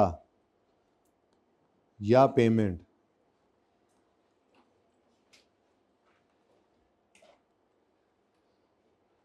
बल्कि यूँ डायरेक्ट ही कर लें, अगर बिजनेस की कोई पेमेंट, जिसमें खर्चा और हर चीज़ आ जाएगी ना, अगर बिजनेस की कोई पेमेंट, ये आपका इंट्रो का फिर कॉन्सेप्ट टेस्ट होने लगा है। अगर बिजनेस की कोई पेमेंट ओनर अपने पर्सनल अकाउंट से कर दे, यानी कैश से, घर वाले कैश से, अपनी जेब से कर दे, ओनर अपनी जेब से कर दे, जेब ही कर देते हैं, जेब आप कैश भी हो सकता है, जेब बैंक में पैसे हो सकते हैं, अपनी जेब से कर दे, तो इसको आपने क्या कहा होता था? ओनर घर से, यूँ समझो कैपिटल ले आया। ओनर घर से, ये क्या है, ट्रांजैक्शन विद ओनर्स हो जाती है ना इस तरह से, ये बिजनेस की ट्रांजैक्शंस हम कहते हैं, ट्रांजैक्शंस विद ओनर। ओनर के साथ क्या ट्रांजैक्शन हुई जी? बिजनेस, वो बिल आया हुआ है जी, बिल आया हुआ है जी, बिजनेस, दुकान, आपने कोई बिजनेस शुरू किया है ना, नया नया बिजनेस है, उसका बिजली का बिल आ गया। अब अभी उस बिजनेस में, उस दुकान में अभी इतनी अर्निंग ही नहीं की है, आपने कोई जो है वो भेड़ बकरियों का फार्म खोल लिया है, ठीक है, अब उस पर आपने मुलाजिम रखा है, उनकी तनख्वाहें ड्यू हो गई हैं, अभी आपने फार्म खोला ही है, वो तो बकरियां बच्चे देंगी, बड़े होंगे, फिर आप बेचेंगे, तो कोई इनकम तो हुई नहीं, लेकिन खर्चा तो आ गया। अब आपने अपनी जेब से मुलाजिम की तनख्वाह पे कर दी, बिजनेस में जो पैसे लगाए हुए थे उसकी तो एंट्री आपने की थी ना, कैश डेबिट कैपिटल क्रेडिट, और फिर उस कैश से आपने जो है वो अपना फार्म बना, बकरियां खरीद, चारा खरीद, कर ही रहे थे खर्चे, वो पैसे ख़त्म हो गए मिसाल के तौर पे। अब आप, मंथ एंड आ गया, मुलाजिमों ने कहा हमारी तनख्वाह, आपने कहा हो, आपने कहा अच्छा यार ये पकड़ो ना फिलहाल, एंट्री बाद में करेंगे, आप हैं तो आप अकाउंटेंट, एंट्री करेंगे, आपको पता है कि बिजनेस अलग है, ओनर अलग है, तो ये ओनर के साथ ट्रांजैक्शन है, बिजनेस का खर्चा था, सैलरी एक्सपेंस, बिजनेस का खर्चा ओनर ने अपनी जेब से पे कर दिया, तो ये खर्चा तो डेबिट हुआ बिजनेस के अकाउंट में, लेकिन कैश क्रेडिट नहीं हुआ बिजनेस का, ये ओनर घर से ले आया, तो इसको यूं कहोगे कैपिटल क्रेडिट है। यानी कि अगर दो एंट्रीज करो ना, दो एंट्रीज तो यूं बनेगी कि आप अज्यूम करेंगे कि बिजनेस में कैश आया ओनर से 500 रुपये का, आपने सैलरी जो पे की, और फिर साथ ही ये कैश आपने पे कर दिया, तो वो सैलरी एक्सपेंस डेबिट और कैश क्रेडिट। अब ये तो आप अकाउंटेंट्स की नज़र है ना, ठीक है, लेकिन एक आम आदमी जिसका बिजनेस चल रहा था बकरी भेड़ का, उसने तो यही कहना है कि जी ये मैंने तनख्वाह जेब से पे कर दी है। आपने कहना है भाईजान आपने जेब से पे की भी है ना, हम मुंशी ऐसे नहीं आपके लगे हुए, आपने ये कैश का आना, कैश का जाना हमारे दिमाग में तो चल रहा है ना, ये हुआ है, आप ये एंट्री पास करवाएंगे कि जी एक्सपेंस डेबिट हुआ है और कैपिटल क्रेडिट, ठीक है। तो ये डायरेक्ट एंट्री यही किया करेंगे कि अगर बिजनेस की कोई भी पेमेंट, अच्छा बिजनेस के ऊपर लोन था, किस्त पे करने की बारी आ गई, ओनर ने अपनी जेब से किस्त पे कर दी, बैंक से गुजर रहा था, बैंक कैश, ये बिजनेस के दराज से कैश निकालने की बजाय जो अपना पर्सनल कैश उसके पास फिर रहा था वो उसमें से पेमेंट करके आ गया, तो ये क्या है, बिजनेस की लायबिलिटी है, ओनर ने पे की है, तो ये क्या है, कैपिटल, ठीक है। अगर बिजनेस की कोई पेमेंट ओनर अपनी जेब से कर दे तो उसकी एंट्री वो क्या है, वो ड्राइंग है, ठीक है, उसकी एंट्री क्या होगी, ड्राइंग डेबिट, और सॉरी वो खर्चा, सॉरी वो दूसरा है, वो दिमाग में अगली बात चल रही है जी, जो वो वाला रेलेवेंट अकाउंट डेबिट, वो एक्सपेंस भी हो सकता है, वो लाइबिलिटी भी हो सकती है, पहले एक्सपेंस बुक हो गया, अब लाइबिलिटी पड़ी हो, लोन की लाइबिलिटी, वो रेलेवेंट जगह डेबिट करके आपने कैपिटल क्रेडिट कर देना, ठीक है। असल में ये एडजस्टमेंट नहीं थी ना, एडजस्टमेंट दूसरी है जिसमें दिमाग मेरा आगे चला गया था, और वो क्या है, वो है, और अगर ओनर की कोई पेमेंट, ओनर की कोई पर्सनल पेमेंट, और अगर ओनर की कोई personal payment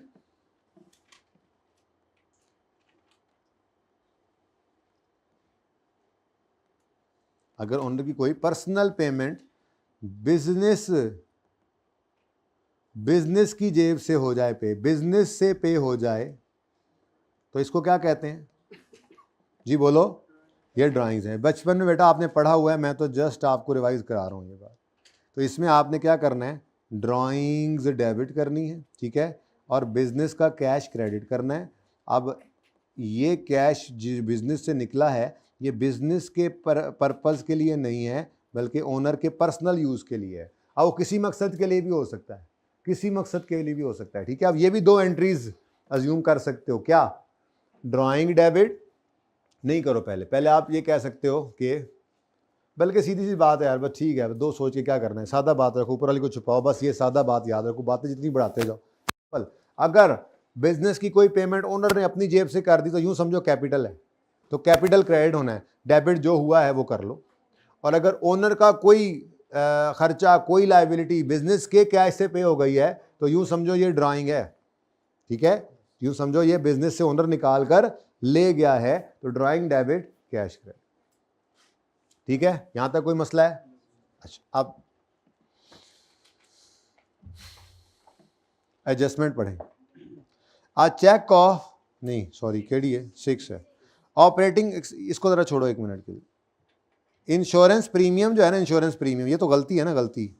insurance premium of 900 पे हुआ है ड्यूरिंग, ये बड़ी इंपॉर्टेंट एडजस्टमेंट्स हैं, ये इससे पहले मैंने आपको नहीं करवाई हुई इस तरह की एडजस्टमेंट्स। तो ये दो एडजस्टमेंट्स कीमती थी बड़ी, बाकी तो सब हुई हुई थी, यहाँ नहीं हुई थी, कहीं और हो गई थी, या इतनी सादा सादा थी, ठीक है। लेकिन अब यहाँ हो गई हैं तो आगे कहीं भी होंगी, अब इनको आप काबू कर सकते हैं, ठीक है जी। इंश्योरेंस प्रीमियम 900 का है, paid during the year, out of which 200 pertains to owners residential premises. Policy valid है अप टू 30 जून 20। हमारा साल एंड हो रहा है 31 दिसंबर 19। अब मामला क्या हो गया? मामला ये हो गया कि 900 रुपया पेमेंट की है आपने, जिसमें से 200 रुपया क्या है, ओनर की पर्सनल, ओनर की अपनी प्रेमिसेस के लिए, ठीक है। तो ड्राइंग्स डेबिट और कैश क्रेडिट, 200 तो इधर चला गया, बाकी जो बचता है 700, ये है बिजनेस का खर्चा। यानी मेरी बला से वो प्रीपेमेंट रिकॉर्ड कर रहा है या नहीं कर रहा अपने खातों में वो ओनर जाने, और उसके घर में उसकी अपनी घरवाली जो है ना, वही अकाउंटेंट है उसकी, ठीक है ना। तो उसकी घरवाली जाने और वो जाने उसने उसको एक रूल की 200 की क्या एंट्रीज की हैं, क्या अकाउंटिंग की है, हमें उससे सरोकार नहीं है। हम बिजनेस के मुंशी हैं, ठीक है।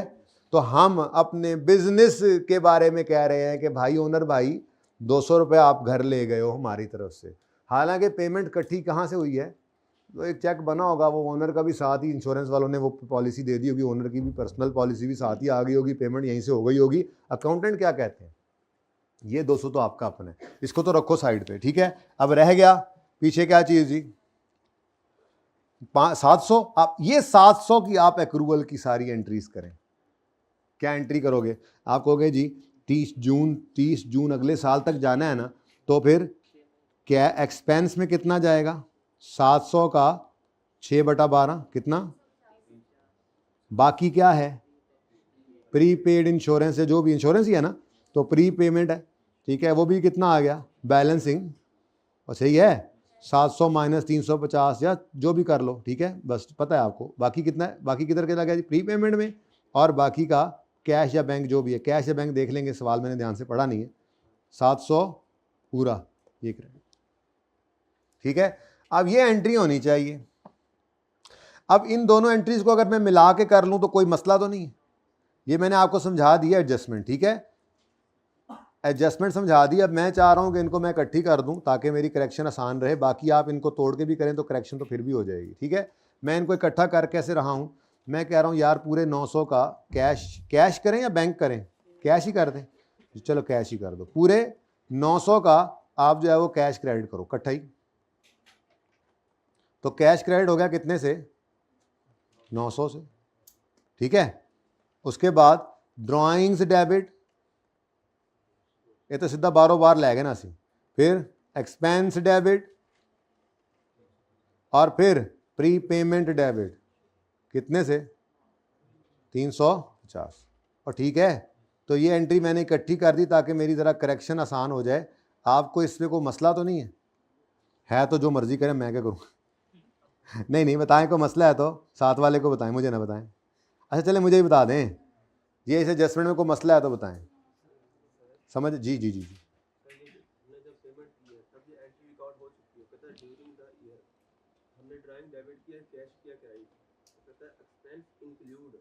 वो मैं बाद में बताता हूँ, मैं रॉन्ग एंट्री है। अब मैं ओरिजिनल तो कर लूँ, अभी मैं ओरिजिनल एंट्री कर रहा हूँ, कर लूँ।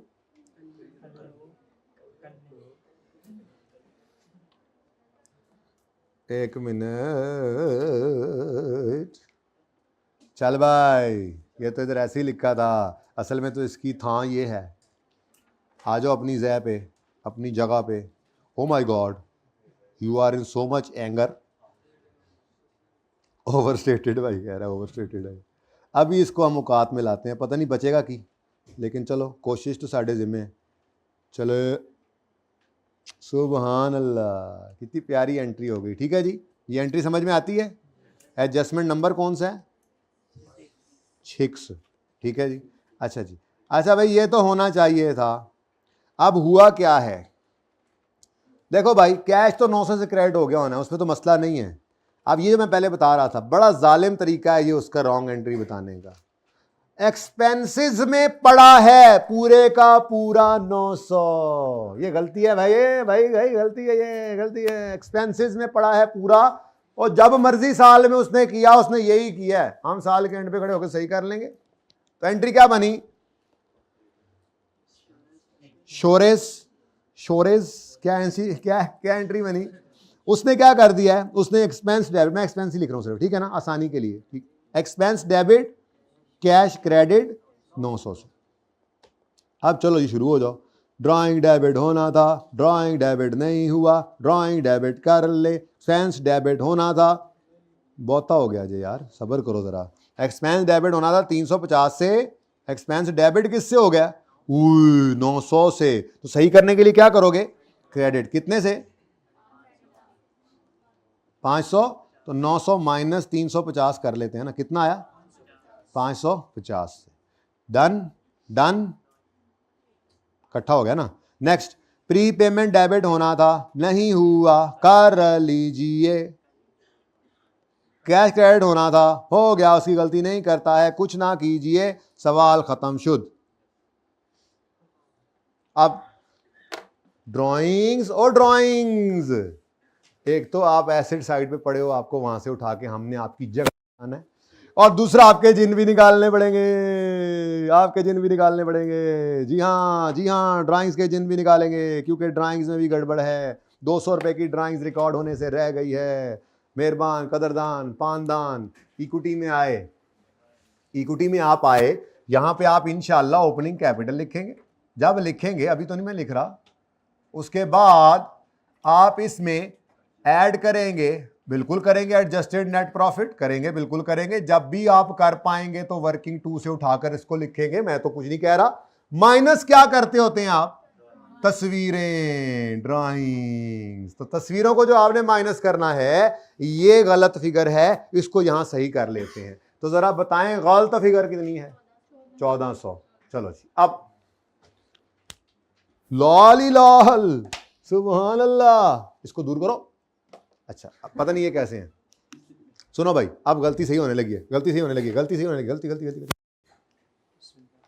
ब्रेक लग गई मेरी। ड्राइंग्स डेबिट, ड्राइंग्स को कम कर लूं, बढ़ा लो। देखो, वो डेबिट चीज थी लेकिन गलत साइड पे पड़ी थी, हम जहां पे उसने होना था वहां ले आए। करेंगे यहाँ पे लेस इंशाल्लाह थोड़ी देर में, जो सही फिगर होगी। ठीक है, अब ड्राइंग्स की तो एडजस्टमेंट कर लो, ड्राइंग्स को क्या करना है? बढ़ाना है। तो ड्राइंग्स डेबिट 200 से। Prepaid insurance debit.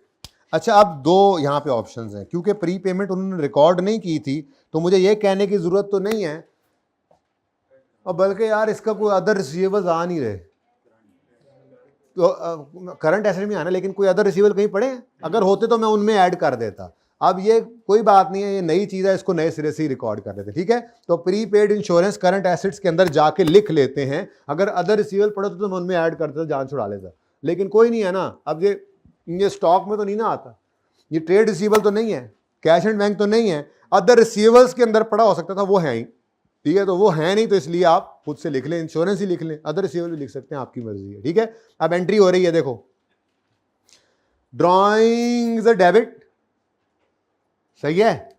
उसके बाद इधर देखो प्रीपेड इंश्योरेंस कितनी है, prepaid insurance debit, balance sheet में, बैलेंस शीट में मैं लिख देता हूं प्रीपेड इंश्योरेंस,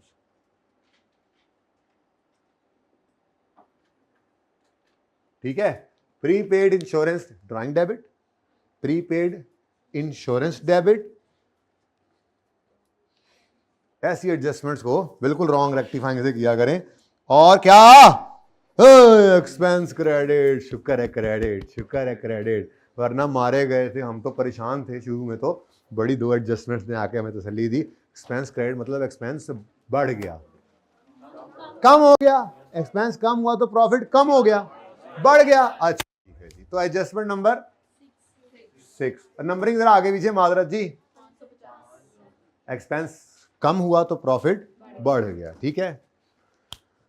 ये 294 इसी एडजस्टमेंट में आया है, 294 4 में, चलो 4, चलो जी।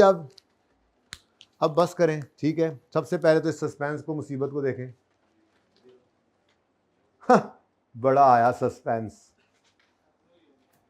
बच्चों से लड़ता है ये, है बड़ा सस्पेंस बना फिरता है ना। हाँ जी बोलो बोलो, बराबर हो गया ना, सस्पेंस होगा तुम्हारा होगा, हमारे यहाँ नहीं है ये, खत्म कहानी, सस्पेंस की कहानी खत्म।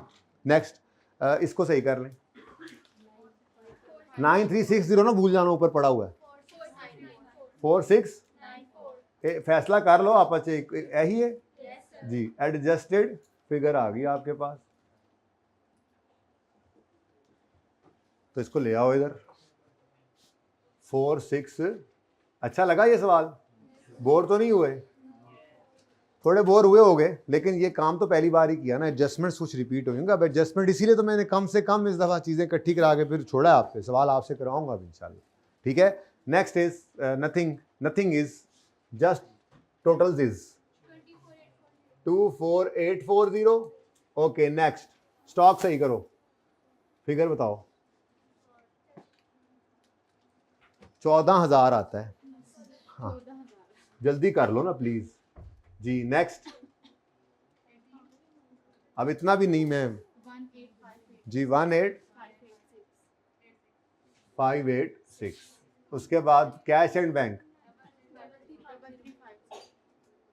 ग्रैंड टोटल एसेट साइड का, जरा इक्विटी के सामने सामने फिगर आ रही है, माफ कर देना, असल में वो बस थोड़ा तंग ही पड़ गई, ऊपर थल्ले खुला डुला काम हो गया जी, एक गड़बड़ हो गई है, एक गड़बड़ की है आपने, और आप बोल भी नहीं रहे, असल में आगे ज़रूरत है ना उसकी। देखें, आपको इंश्योर करना है कि आपकी बैलेंस शीट में सब फिगर्स उठाएंगे, मैंने कहा था। अब देखो तो सब फिगर्स पीली हो चुकी हैं, एक ओपनिंग कैपिटल नहीं पीला हुआ और एक डिस्काउंट रिसीव नहीं पीला हुआ। भाई ओपनिंग कैपिटल तो उठ के चला जाएगा बैलेंस शीट में, जहां मैंने लिखा था, कितना था, 32240, अच्छा एक ये तो ओपनिंग इधर आ गया, और दूसरा डिस्काउंट पड़ा है, इसको यहां से, ये लायबिलिटी बनी हुई है ना, यहां से खत्म करो, इनकम है, तो इसको यहां से डेबिट करो। एंट्री करूं या रहने दूं, एंट्री का, अगर एंट्री कोई करना चाहे, रेक्टिफाइंग एंट्री है ये रेक्टिफाइंग एंट्री है, को करना चाहे तो, लेकिन उसके एडजस्टमेंट कोई नहीं है। ये फेस पे ही गलती हुई पड़ी थी कि उसने डिस्काउंट लायबिलिटीज के अंदर से डिस्काउंट रिसीव्ड इनकम लिखा हुआ है, हाँ ये उस ज़माने में इनकम होती थी जिस ज़माने का ये सवाल है, ठीक है। तो डिस्काउंट रिसीव्ड, हम तो अब क्या किया करते हैं, परचेजेस, ठीक है, तो मैं वही लिखूंगा, डिस्काउंट रिसीव्ड को ये कर लेते हैं, ठहरो, डिस्काउंट रिसीव्ड जो उसने लिखा हुआ है वो डेबिट करो, कितना है 483, और इसको आपने क्रेडिट कर देना है परचेजेस में। ये आपके P&L का आइटम है, लायबिलिटी नहीं है। तो ये कोई करना चाहे तो ये एंट्री है बच्चों, कोई करना चाहे तो ये भी एंट्री थी, क्योंकि उसने तो लायबिलिटी बना के रखी हुई है ना, बोलो उसकी करंट लायबिलिटी में नजर आ रहा है कि नहीं? हम कह रहे हैं लायबिलिटी नहीं है यार, लायबिलिटी को रिवर्स करो, ये डिस्काउंट रिसीवेबल लायबिलिटी होता है भला, तुमने लायबिलिटी में रखा हुआ है, डेबिट करके इनकम बनाओ। तो प्रॉफिट सही नहीं है। एक मिनट ज़रा प्लीज़ एक एडजस्टमेंट और डाल दें ज़रा, माजरत के साथ, थोड़ा सा मैं जल्दी कर गया। असल में बस ये टोटल करा गया, वरना यहाँ पे आके ही बताना था कि कैपिटल प्रॉफिट सही है या नहीं है, लेकिन बस वो फिर मेरे माजरत में भूल गया जी। एडजस्टेड नेट प्रॉफिट निकालने से पहले आपने यहाँ पे लिख देना है डिस्काउंट रिसीव्ड।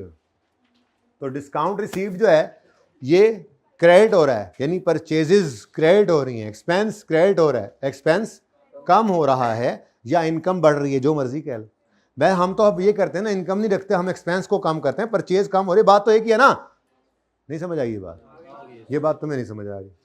क्या समझ नहीं आया है? नहीं, कहाँ से समझ नहीं आई? ये एंट्री समझ आई है? देखो हमारी शक्ल मुझे बता रही थी ना, ये क्या है करंट। जी बेटा, अच्छा वो तो मैंने खुद ही याद कराया, इसने याद क्यों नहीं कराया फिर मुझे? अच्छा सुनो, लायबिलिटीज में आपको एक लायबिलिटी नाम नजर आ रही है, इसका नाम डिस्काउंट रिसीव्ड है। क्या ये लायबिलिटी है? नहीं, क्या ये लायबिलिटी है? कहते हैं हाँ। डिस्काउंट रिसीव्ड लायबिलिटी है या इनकम है? तो ये गलत लायबिलिटी बनाई है उसने, तो लायबिलिटी को ख़त्म करो। तो liability debit, discount received liability नाम की चीज़ जो उसने बनाई हुई है, लायबिलिटी थोड़ा ही है ये, इसको डेबिट करो, लायबिलिटी डेबिट करो, जिसको उसने डिस्काउंट रिसीव्ड के नाम से रखा हुआ है। ये लायबिलिटी नहीं है, ये इनकम है। तो लायबिलिटी डेबिट और इनकम क्रेडिट, वो परचेजेस में आजकल हम क्रेडिट करते होते हैं, तो ये एंट्री है। अब जब ये एंट्री पड़ेगी तो कहते हो तो मैं लायबिलिटी गलत वाली लिखता भी हूँ वहाँ पे जाके, जैसे मैंने सस्पेंस गलत लिखा नहीं है, बस लेजर बना के फारिग करा दिया, ये भी ऐसे ही है। ये बेसिकली एंट्री यहाँ करके दिखा देता हूँ, डिस्काउंट रिसीव्ड नाम की लायबिलिटी डेबिट होकर ज़ीरो हो गई और परचेजेस या अदर इनकम क्रेडिट मतलब प्रॉफिट को बढ़ाने वाली एडजस्टमेंट ये आ गई।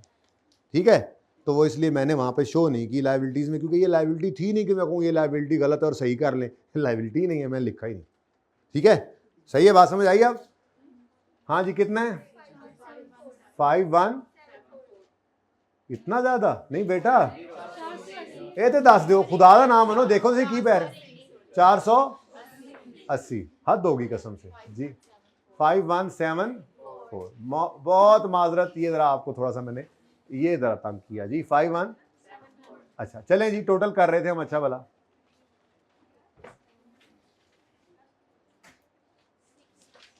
टोटल 61126।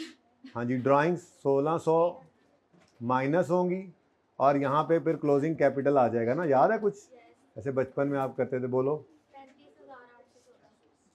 814 या 80? तो 880 की आवाज़ भी आई है जी। Trade payables 132, other payables grand total 1 2 3 का, वाह वाह वाह वाह, सुभान अल्लाह, 61126।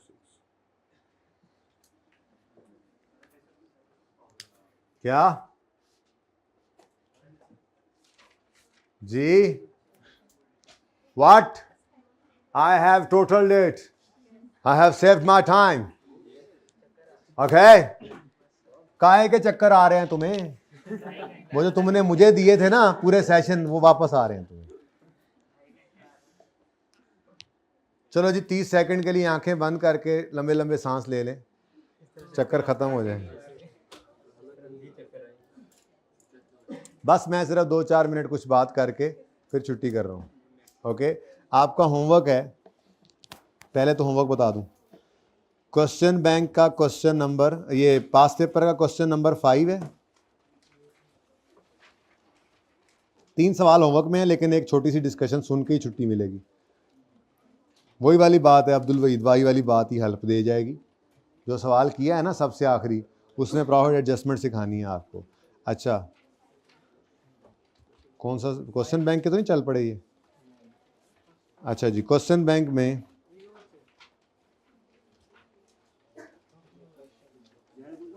ये जो कल मैंने यानी आज करवाने का सोचा था, ये वाला सवाल, असल में टाइम बढ़ जाता है तो मैं स्लो हो जाता हूँ यार, मैं और मज़े मज़े से पढ़ाने लग जाता हूँ।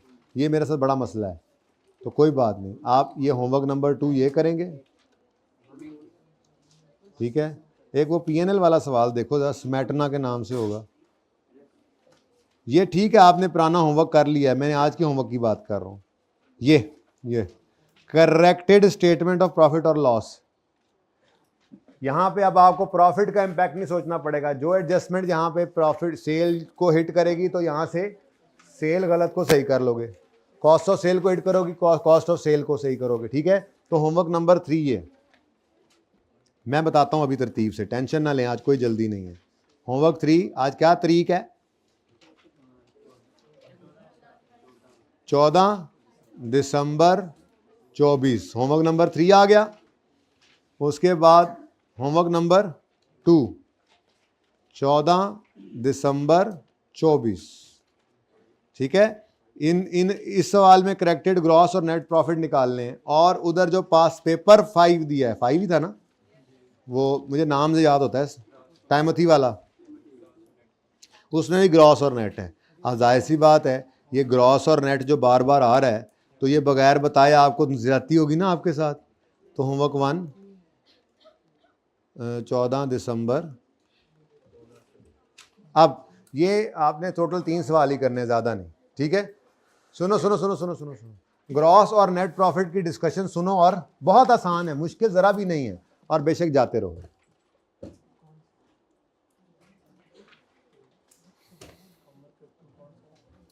जी, pass paper 5, question bank 5, question bank 7।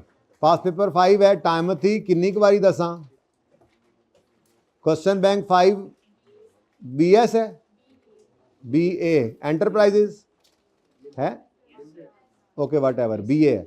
तीसरा है स्मैटना,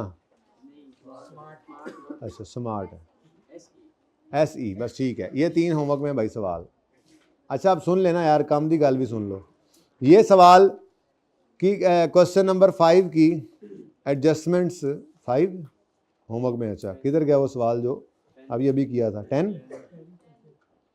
10 की एडजस्टमेंट क्या है, क्या रिक्वायरमेंट क्या है? ग्रॉस और नेट प्रॉफिट। अच्छा अब इसमें सिर्फ 2 अदद एडजस्टमेंट्स हैं जो मैंने यहाँ पर नहीं करवाई ना, ठीक है। सवाल के अंदर चूंकि इसकी रिक्वायरमेंट नहीं थी, तो आप ज़रा क्विकली मुझे दिखा सकते हैं जहाँ पे वो एडजस्टमेंट्स आपने जब कभी की थी? Proceed from disposal on 31 December amounting to this, ये ज़रा जल्दी से देखते हैं हम अपने सोल्यूशन में। ये गालिबन पहला या दूसरा सवाल होना है, अभी मिल जाएगा, कहीं नहीं जाता ये, पहले सवाल ढूंढ लें जी। मशीनरी प्लांट ये है,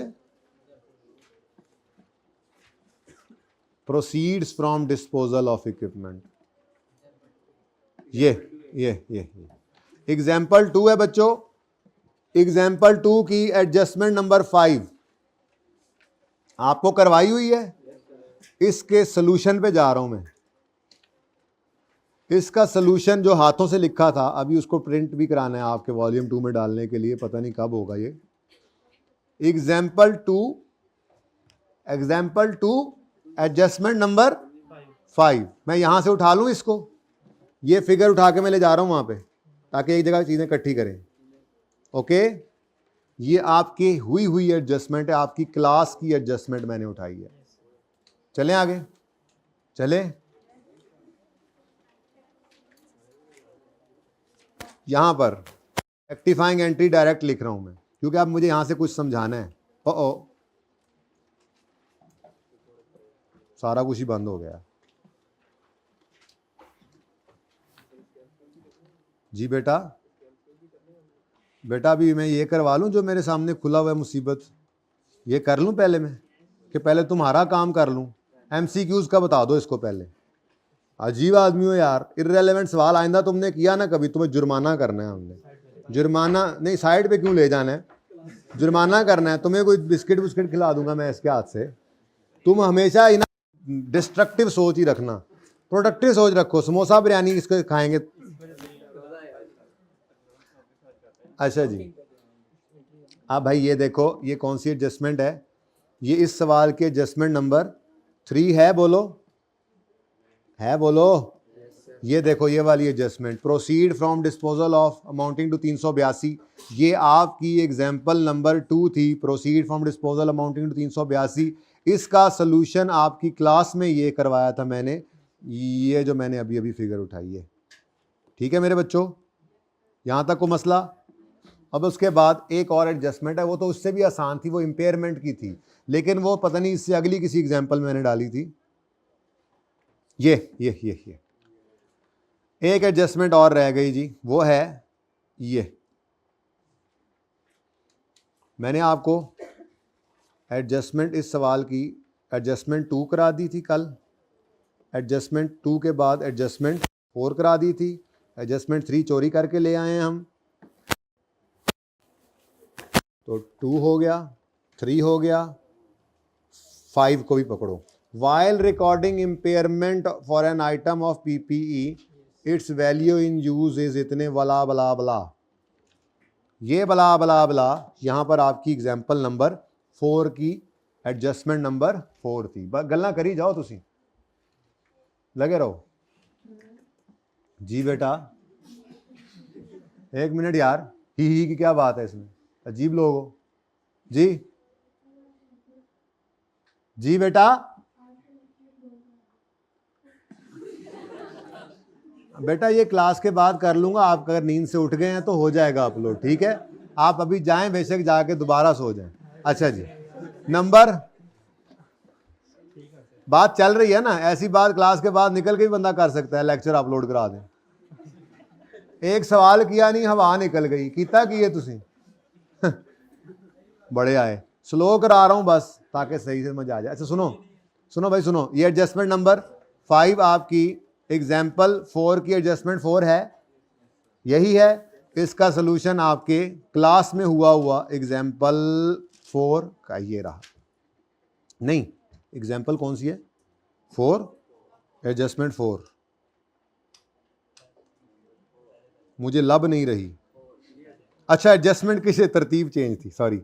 ये देखें जी, ये एडजस्टमेंट 4 है, इसमें एडजस्टमेंट ये की थी हमने, अक्यूमुलेटेड इम्पेयरमेंट लॉस डेबिट और इम्पेयरमेंट लॉस क्रेडिट। यानी ये सवाल आप दोबारा कर लेंगे ना, ताकि ये 2 एडजस्टमेंट भी उसमें आ जाएंगी, ठीक है।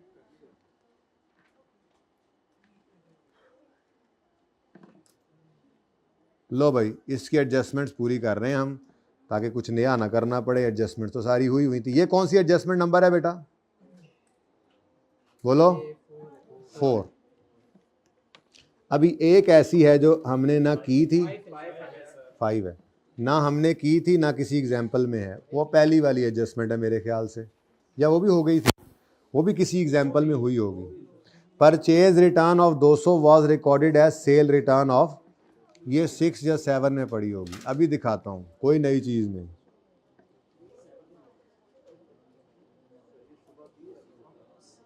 जी बेटा, नहीं ये नहीं किया हमने। अब परचेज रिटर्न ऑफ कितनी है?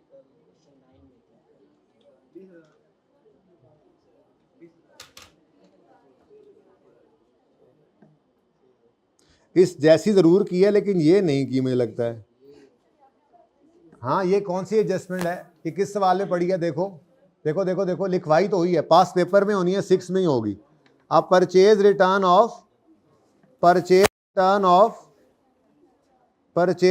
ऑफ मुझे फिगर बता दो ना। 20,000 नहीं है, शायद मैंने सेम समझ के छोड़ी थी। हाँ अच्छा बेटा, ये मरमरिंग क्यों हो रही है, मुझे समझ नहीं आ रही है, मसला क्या है बेटा?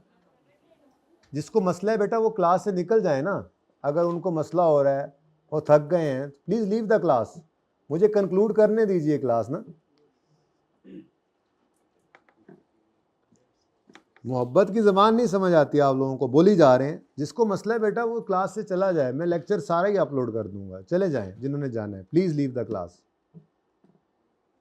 भाई ये एडजस्टमेंट मुझे लगता है सेम समझ के हमने छोड़ दी थी, इसलिए इस एडजस्टमेंट को भी कर लें। पर ये अभी मैं 10 लगे, 15 मिनट लगे, आधा घंटा लगे, आप इधर ही बैठे हैं, जिसने जाना है वो जाए। आवाज़ अभी किसी की नहीं आनी चाहिए। मैंने इस सवाल की प्रॉफिट एडजस्टमेंट करवा के ही छुट्टी देनी है।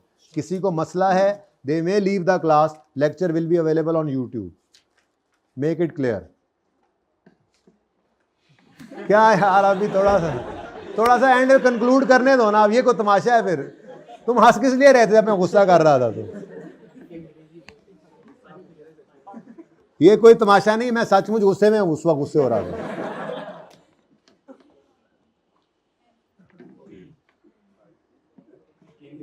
खबरदार कोई आवाज आई अब, मुझे ये एडजस्टमेंट करवाओ। परचेज रिटर्न 20,000 की थी, सेल रिटर्न 2,000 की रिकॉर्ड हो गई।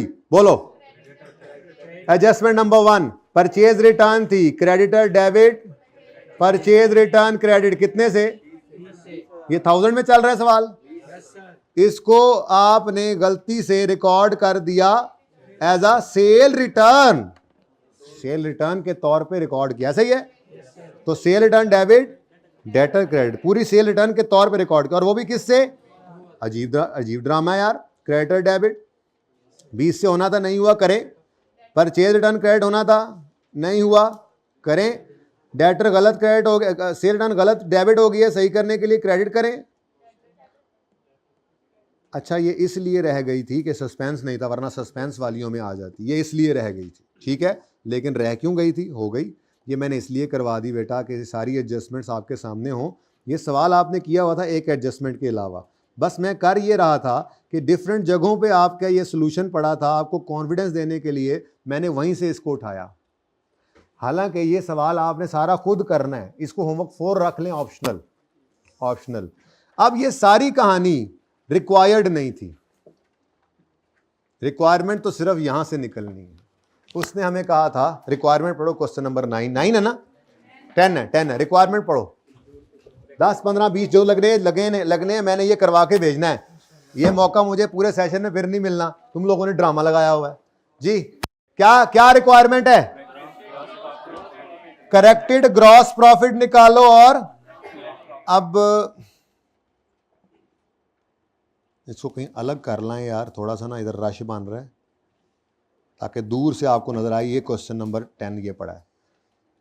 ले जी, अब इस सारे क्वेश्चन के अंदर ना ओरिजिनल रिक्वायर्ड था, ना रॉन्ग रिक्वायर्ड थी एंट्रीज, ना ही रेक्टिफाइंग एंट्रीज रिक्वायर्ड थी। इससे भी आगे की बात थी, और वो बात क्या है? जो प्रॉफिट उन्होंने बता दिए वो प्रॉफिट्स गलत हैं, उनको सही करना है। अब एक मुसीबत जो आज तक आपको पता ही नहीं थी, मतलब पता शायद हो लेकिन मेरे हिसाब से पता नहीं, क्योंकि मैंने नहीं पढ़ाई, ठीक है। वो मुसीबत क्या थी? सुनो, कोई रह गई है जिसमें? अच्छा, ये जनाब सेल्स हैं आपकी,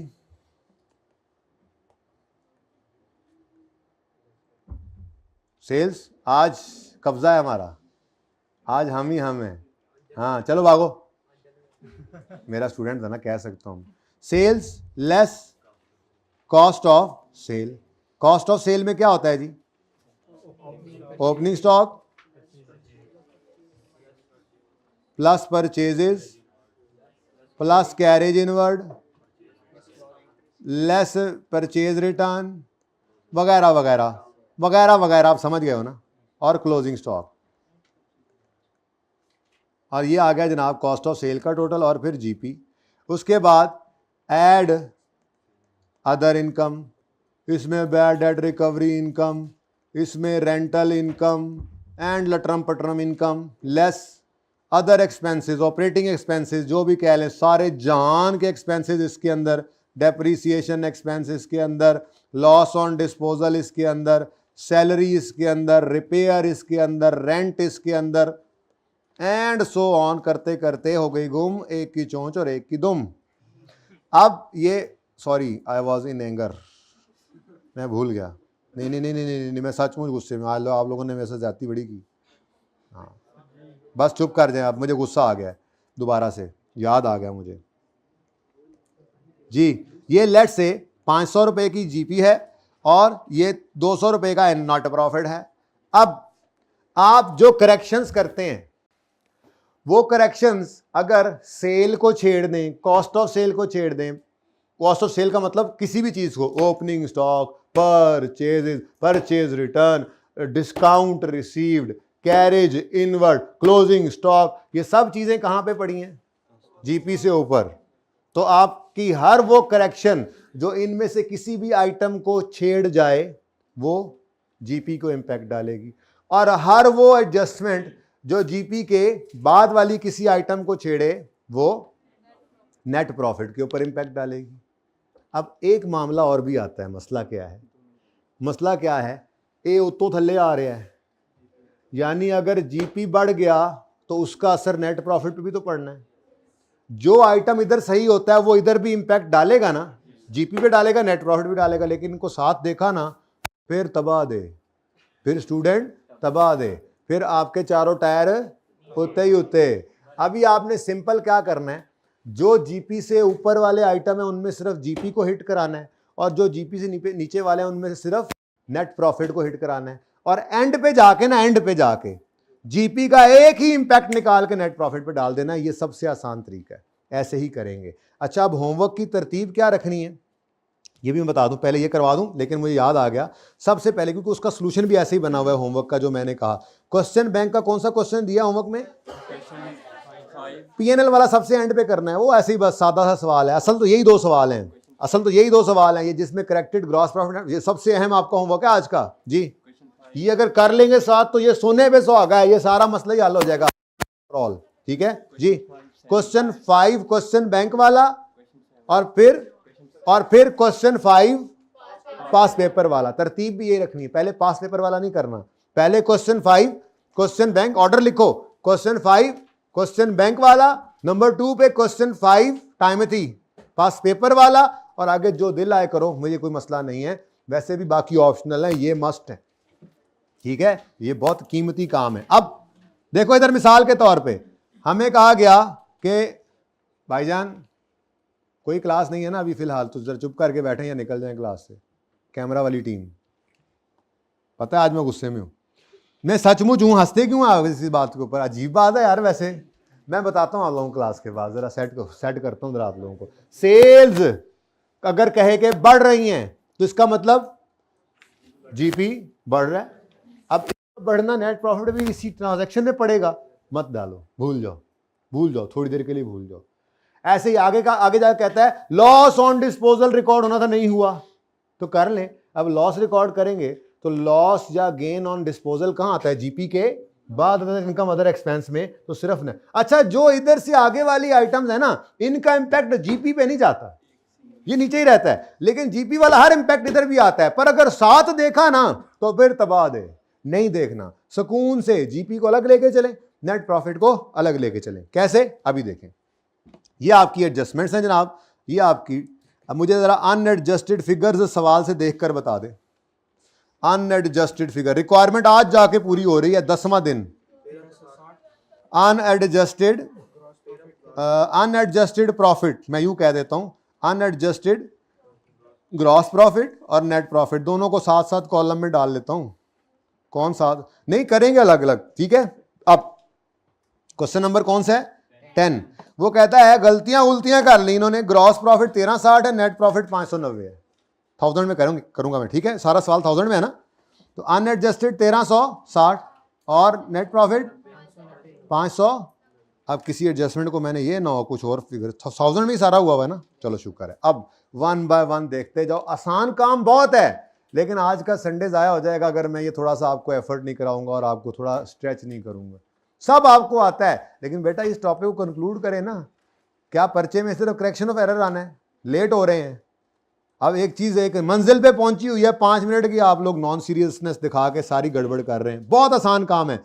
आपको अगर प्रॉफिट की एडजस्टमेंट मांगे तो रेक्टिफाइंग एंट्री में सिर्फ इनकम्स एक्सपेंसेस को देखना है। ठीक है।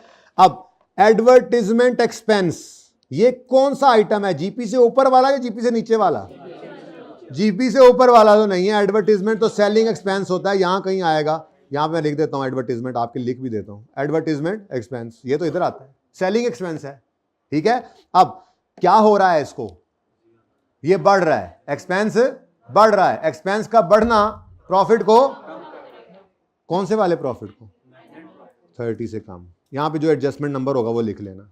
ठीक है, आगे बढ़ो।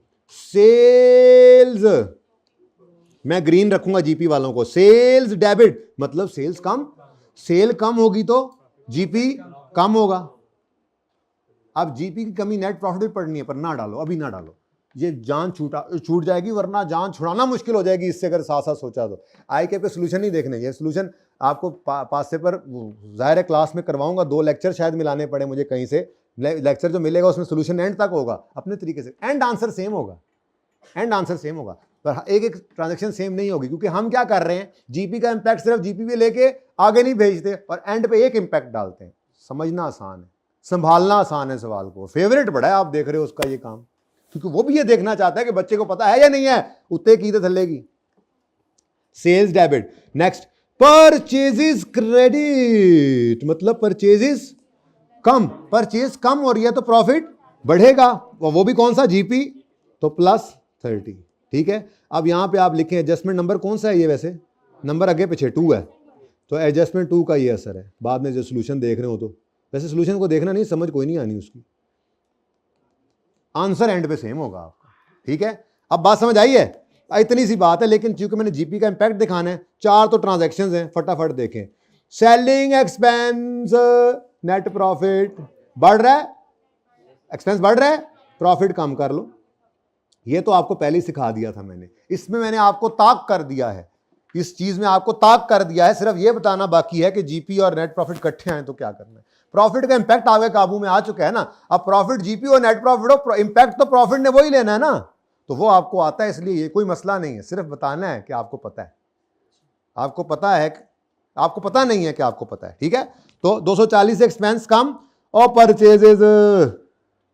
परचेजेस कम तो प्रॉफिट बढ़, कौन सा, 2। अच्छा, एक ट्रांजैक्शन में आमने सामने भी मैं नहीं कर रहा, कर लेते तो अच्छा होता, लेकिन चलो 240 परचेज क्रेडिट, मतलब परचेज कम तो प्रॉफिट बढ़, एक्सपेंस कम हो रहा है ना तो प्रॉफिट बढ़ गया। कौन सी एडजस्टमेंट नंबर है, अभी आगे रहती है, ठहरो। और कॉस्ट ऑफ सेल भी ग्रीन आया, ग्रीन लाइन है, ग्रीन लाइन है, येलो लाइन नहीं है, ग्रीन लाइन है, मतलब जीपी से ऊपर कॉस्ट ऑफ सेल जी। डेबिट मतलब बढ़, एक्सपेंस बढ़ तो प्रॉफिट कम, कौन सा प्रॉफिट, जीपी। अब इन सारे असरात का असर साथ साथ नहीं सोचना पड़ रहा है, हम क्या करेंगे, एंड पे जाके देखेंगे ये अनएडजस्टेड था, ये एडजस्टेड निकला, टोटल इतने से बढ़ा या इतने से कम हुआ, एक ही बार नेट प्रॉफिट पे जान छुड़ा।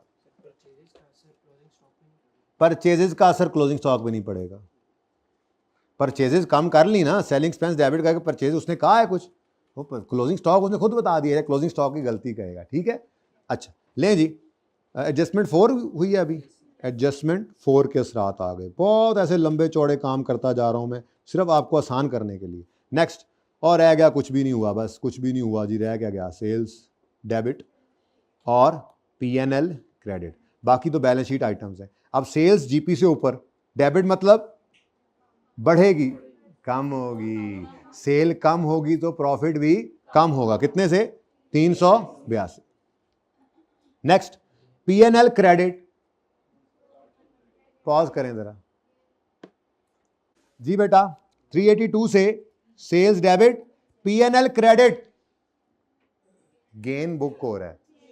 अब ये पीएनएल गेन ऑन डिस्पोजल है, जीपी के बाद वाला एटम है, तो जीपी के बाद नेट प्रॉफिट को गेन क्रेडिट, गेन बढ़ा तो प्रॉफिट, तो फिर प्रॉफिट 62 से प्लस।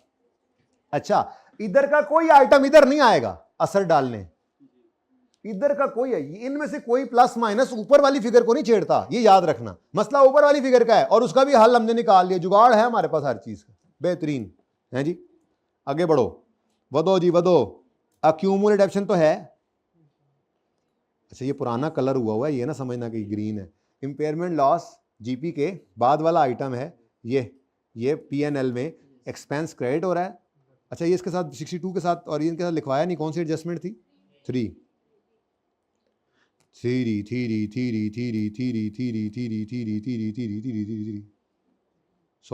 सॉरी आई वाज गुस्से में। 200 से एक्सपेंस क्रेडिट तो प्रॉफिट, एक्सपेंस कम हो रहा है तो प्रॉफिट बढ़ा। ठीक है, एडजस्टमेंट नंबर 5, बस इसका एक ही असर था, अक्यूमुलेट इंपेयरमेंट तो बैलेंस शीट आइटम है ना, लो जी एंड हो गया, कम हो गया एंड।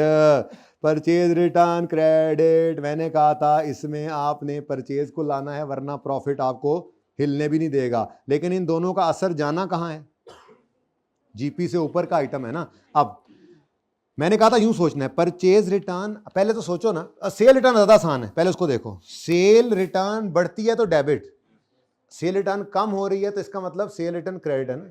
अच्छा, अब सेल रिटर्न कम हो रही है, पहले ये डिसाइड हो गया कि सेल रिटर्न क्या हो रही है, कम। सेल रिटर्न का कम होना सेल का बढ़ना है, और सेल का बढ़ना प्रॉफिट को बढ़ा देगा। तो 2 रुपए से आपने प्रॉफिट, लेकिन जीपी को, डन हो गया। नेक्स्ट, अच्छा, परचेज रिटर्न की एंट्री सोचो, credit debit purchase return credit, यानी ये एडजस्टमेंट की हुई है हम, credit debit purchase return credit. Purchase return बढ़ रही है तो परचेज रिटर्न करेक्टिंग एंट्री में बढ़ी, परचेज रिटर्न का बढ़ना परचेज की कमी भी प्रॉफिट को बढ़ा देगी। मतलब 2 और 20 दोनों ही एडजस्टमेंट नंबर केड़ा है, और ये तो 1 है। लो भाई, कहानी खत्म। तो ये मैं चाह रहा था कि थोड़ी सी हिम्मत कर लो, थोड़ी सी अगर हिम्मत कर लो, आप लोग नहीं करने को तैयार थे, ठीक है। अब बताओ जी, एडजस्टेड जीपी कितना है, एडजस्टेड जीपी कितना है, 1360 में से माइनस, ये माइनस प्लस मैंने सही किया है, जरा ध्यान से देखते रहे थे ना जी। इसको प्लस माइनस करें तो क्या आता है, 1195। अब देखो इधर 1360 से करेक्शंस करने पर 1195 पे जीपी आ गया, तो क्या फर्क पड़ा जीपी में टोटल में। तो मैं यहां पे लिखूंगा इंपैक्ट ऑफ जीपी, क्या जी, 1195 माइनस, सॉरी 1350 पहले लिख लो, 1360 माइनस 1100 कितना जी, 160। ये 165 से जीपी बढ़ा है, करेक्शन की वजह से कम हुआ है, तो इसका कम होना 165 का कम होना, ये टोटल नेट प्रॉफिट को भी इतने से कम कर जाएगा। ये एक ही बार हमने इंपैक्ट डाल दी, जिंदगी आसान होगी, वरना ये करेक्शन उड़ा के रख देती है, उड़ा के ऐसे रखती है कि कुछ खर्चे ऐसे होते हैं जो आपके कैंसिल हो जाते हैं, आईके पे सोल्यूशन में नजर ही नहीं आ रहे होते। एक बढ़ना, एक नेट प्रॉफिट को बढ़ाएगा, कम होगा, वो दिखाता ही नहीं आईके, बच्चा परेशान बैठा मुंह उठा के, मैं करूं क्या, ये गया कहां पे। तो ये तरीका सबसे अच्छा है, ठीक है। क्या आता है 41, जरा चेक कर लो सोल्यूशन जाके, पास पेपर कौन सा है, ये 10 जी, सोल्यूशन चेक करो जरा इसका। अब सिर्फ इतना सा काम था हमारा, सिर्फ इतना सा, ये फुल फ्लैज सोल्यूशन है। फुल फेस को क्या करना है, अच्छा चलो कर लो यार, मजा नहीं आएगा ऐसे, चलो खैर, ये सारा सोल्यूशन है, ठीक है। तो अब आपने तरतीबवार क्वेश्चन बैंक 5 पहले, नाम उसका BA है, फिर पास पेपर 5 दूसरे नंबर पे, नाम है उसका टाइमथी, नाम है जिसका मीर सलोट। अच्छा, एक था लड़का टोट बटोट, तो पास पेपर 5 टाइमथी, और फिर 7 कर लें तो मेहरबानी है आपकी, नहीं तो परसों कर लें। और अगर कोई चाहता है ना कि ये चीज ऐसे मेरे ग्रिप में आ जाए, ग्रिप हो सर्विस जैसी, तो ये सवाल पहले करके अगले 2 बाद में कर ले, मैं कहता हूं छा जाएंगे। 11 भाई, ये देखें, जीपी 1360 था, सारी गलतियां सही करने से जीपी एंड पर कितना हो गया, 1195। ये टोटल में जीपी जो है वो कम हुआ है गलतियां सही करने से, तो इस जीपी की कमी as it is net profit पे भी तो असर डालती है। तो वो एक ही बार कर लिया, हर ट्रांजैक्शन को सोचने की बजाय, वो वरना बहुत कंफ्यूजिंग है, यकीन मानो बहुत। आप टाइम में वो वाला सोल्यूशन देखोगे और करोगे इस तरीके से, आप कहोगे हम तो शुक्र है जिंदा सलामत है, वरना हम तो उड़ जाते। ठीक है जी, जी इंपेयरमेंट, ये एंट्री नहीं आ रही, समझ आ गई। Accumulated depreciation debit depreciation expense credit की एंट्री, क्या इधर क्या ट्रांजैक्शन होगी, accumulation balance sheet item, depreciation expense credit, तो एक्सपेंस कम तो प्रॉफिट बढ़। अब वो डेप्रिसिएशन के लफ्ज को इंपेयरमेंट से आप जो है वो रिप्लेस कर लें, एक्सपेंस ही है, ठीक है। डिस्कशन आ जाएगी रात तक, कल सुबह तक। बे ये मुझे पता या अल्लाह को पता, मैं भी ढूंढूंगा। आपने तो, आपका होमवर्क है, आपको डिस्कशन ना भी आए तो आपके लिए कोई मसला नहीं है। आपका टारगेट है आज क्वेश्चन बैंक 5, पास पेपर 5, उससे पहले अगर ये हो जाए तो अच्छा। और उसके अलावा आप जो मर्जी करें, मेरी तरफ से ज्यादातर मैंने मना नहीं किया, रोक नहीं है, लेकिन मिनिमम ये 2 सवाल, और अगर कोई तीसरा करके अगले 2 करे, ये पहला करके तो 2 करे, क्या ही बात है। ये मेरी तरफ से रिक्वायर्ड है। आपको जो भी सोल्यूशन नहीं कुछ आएगा, डिस्कशन नहीं भी आएगी, तब भी आपको क्या मसला है, आपने ये काम करना है। अल्लाह हाफिज।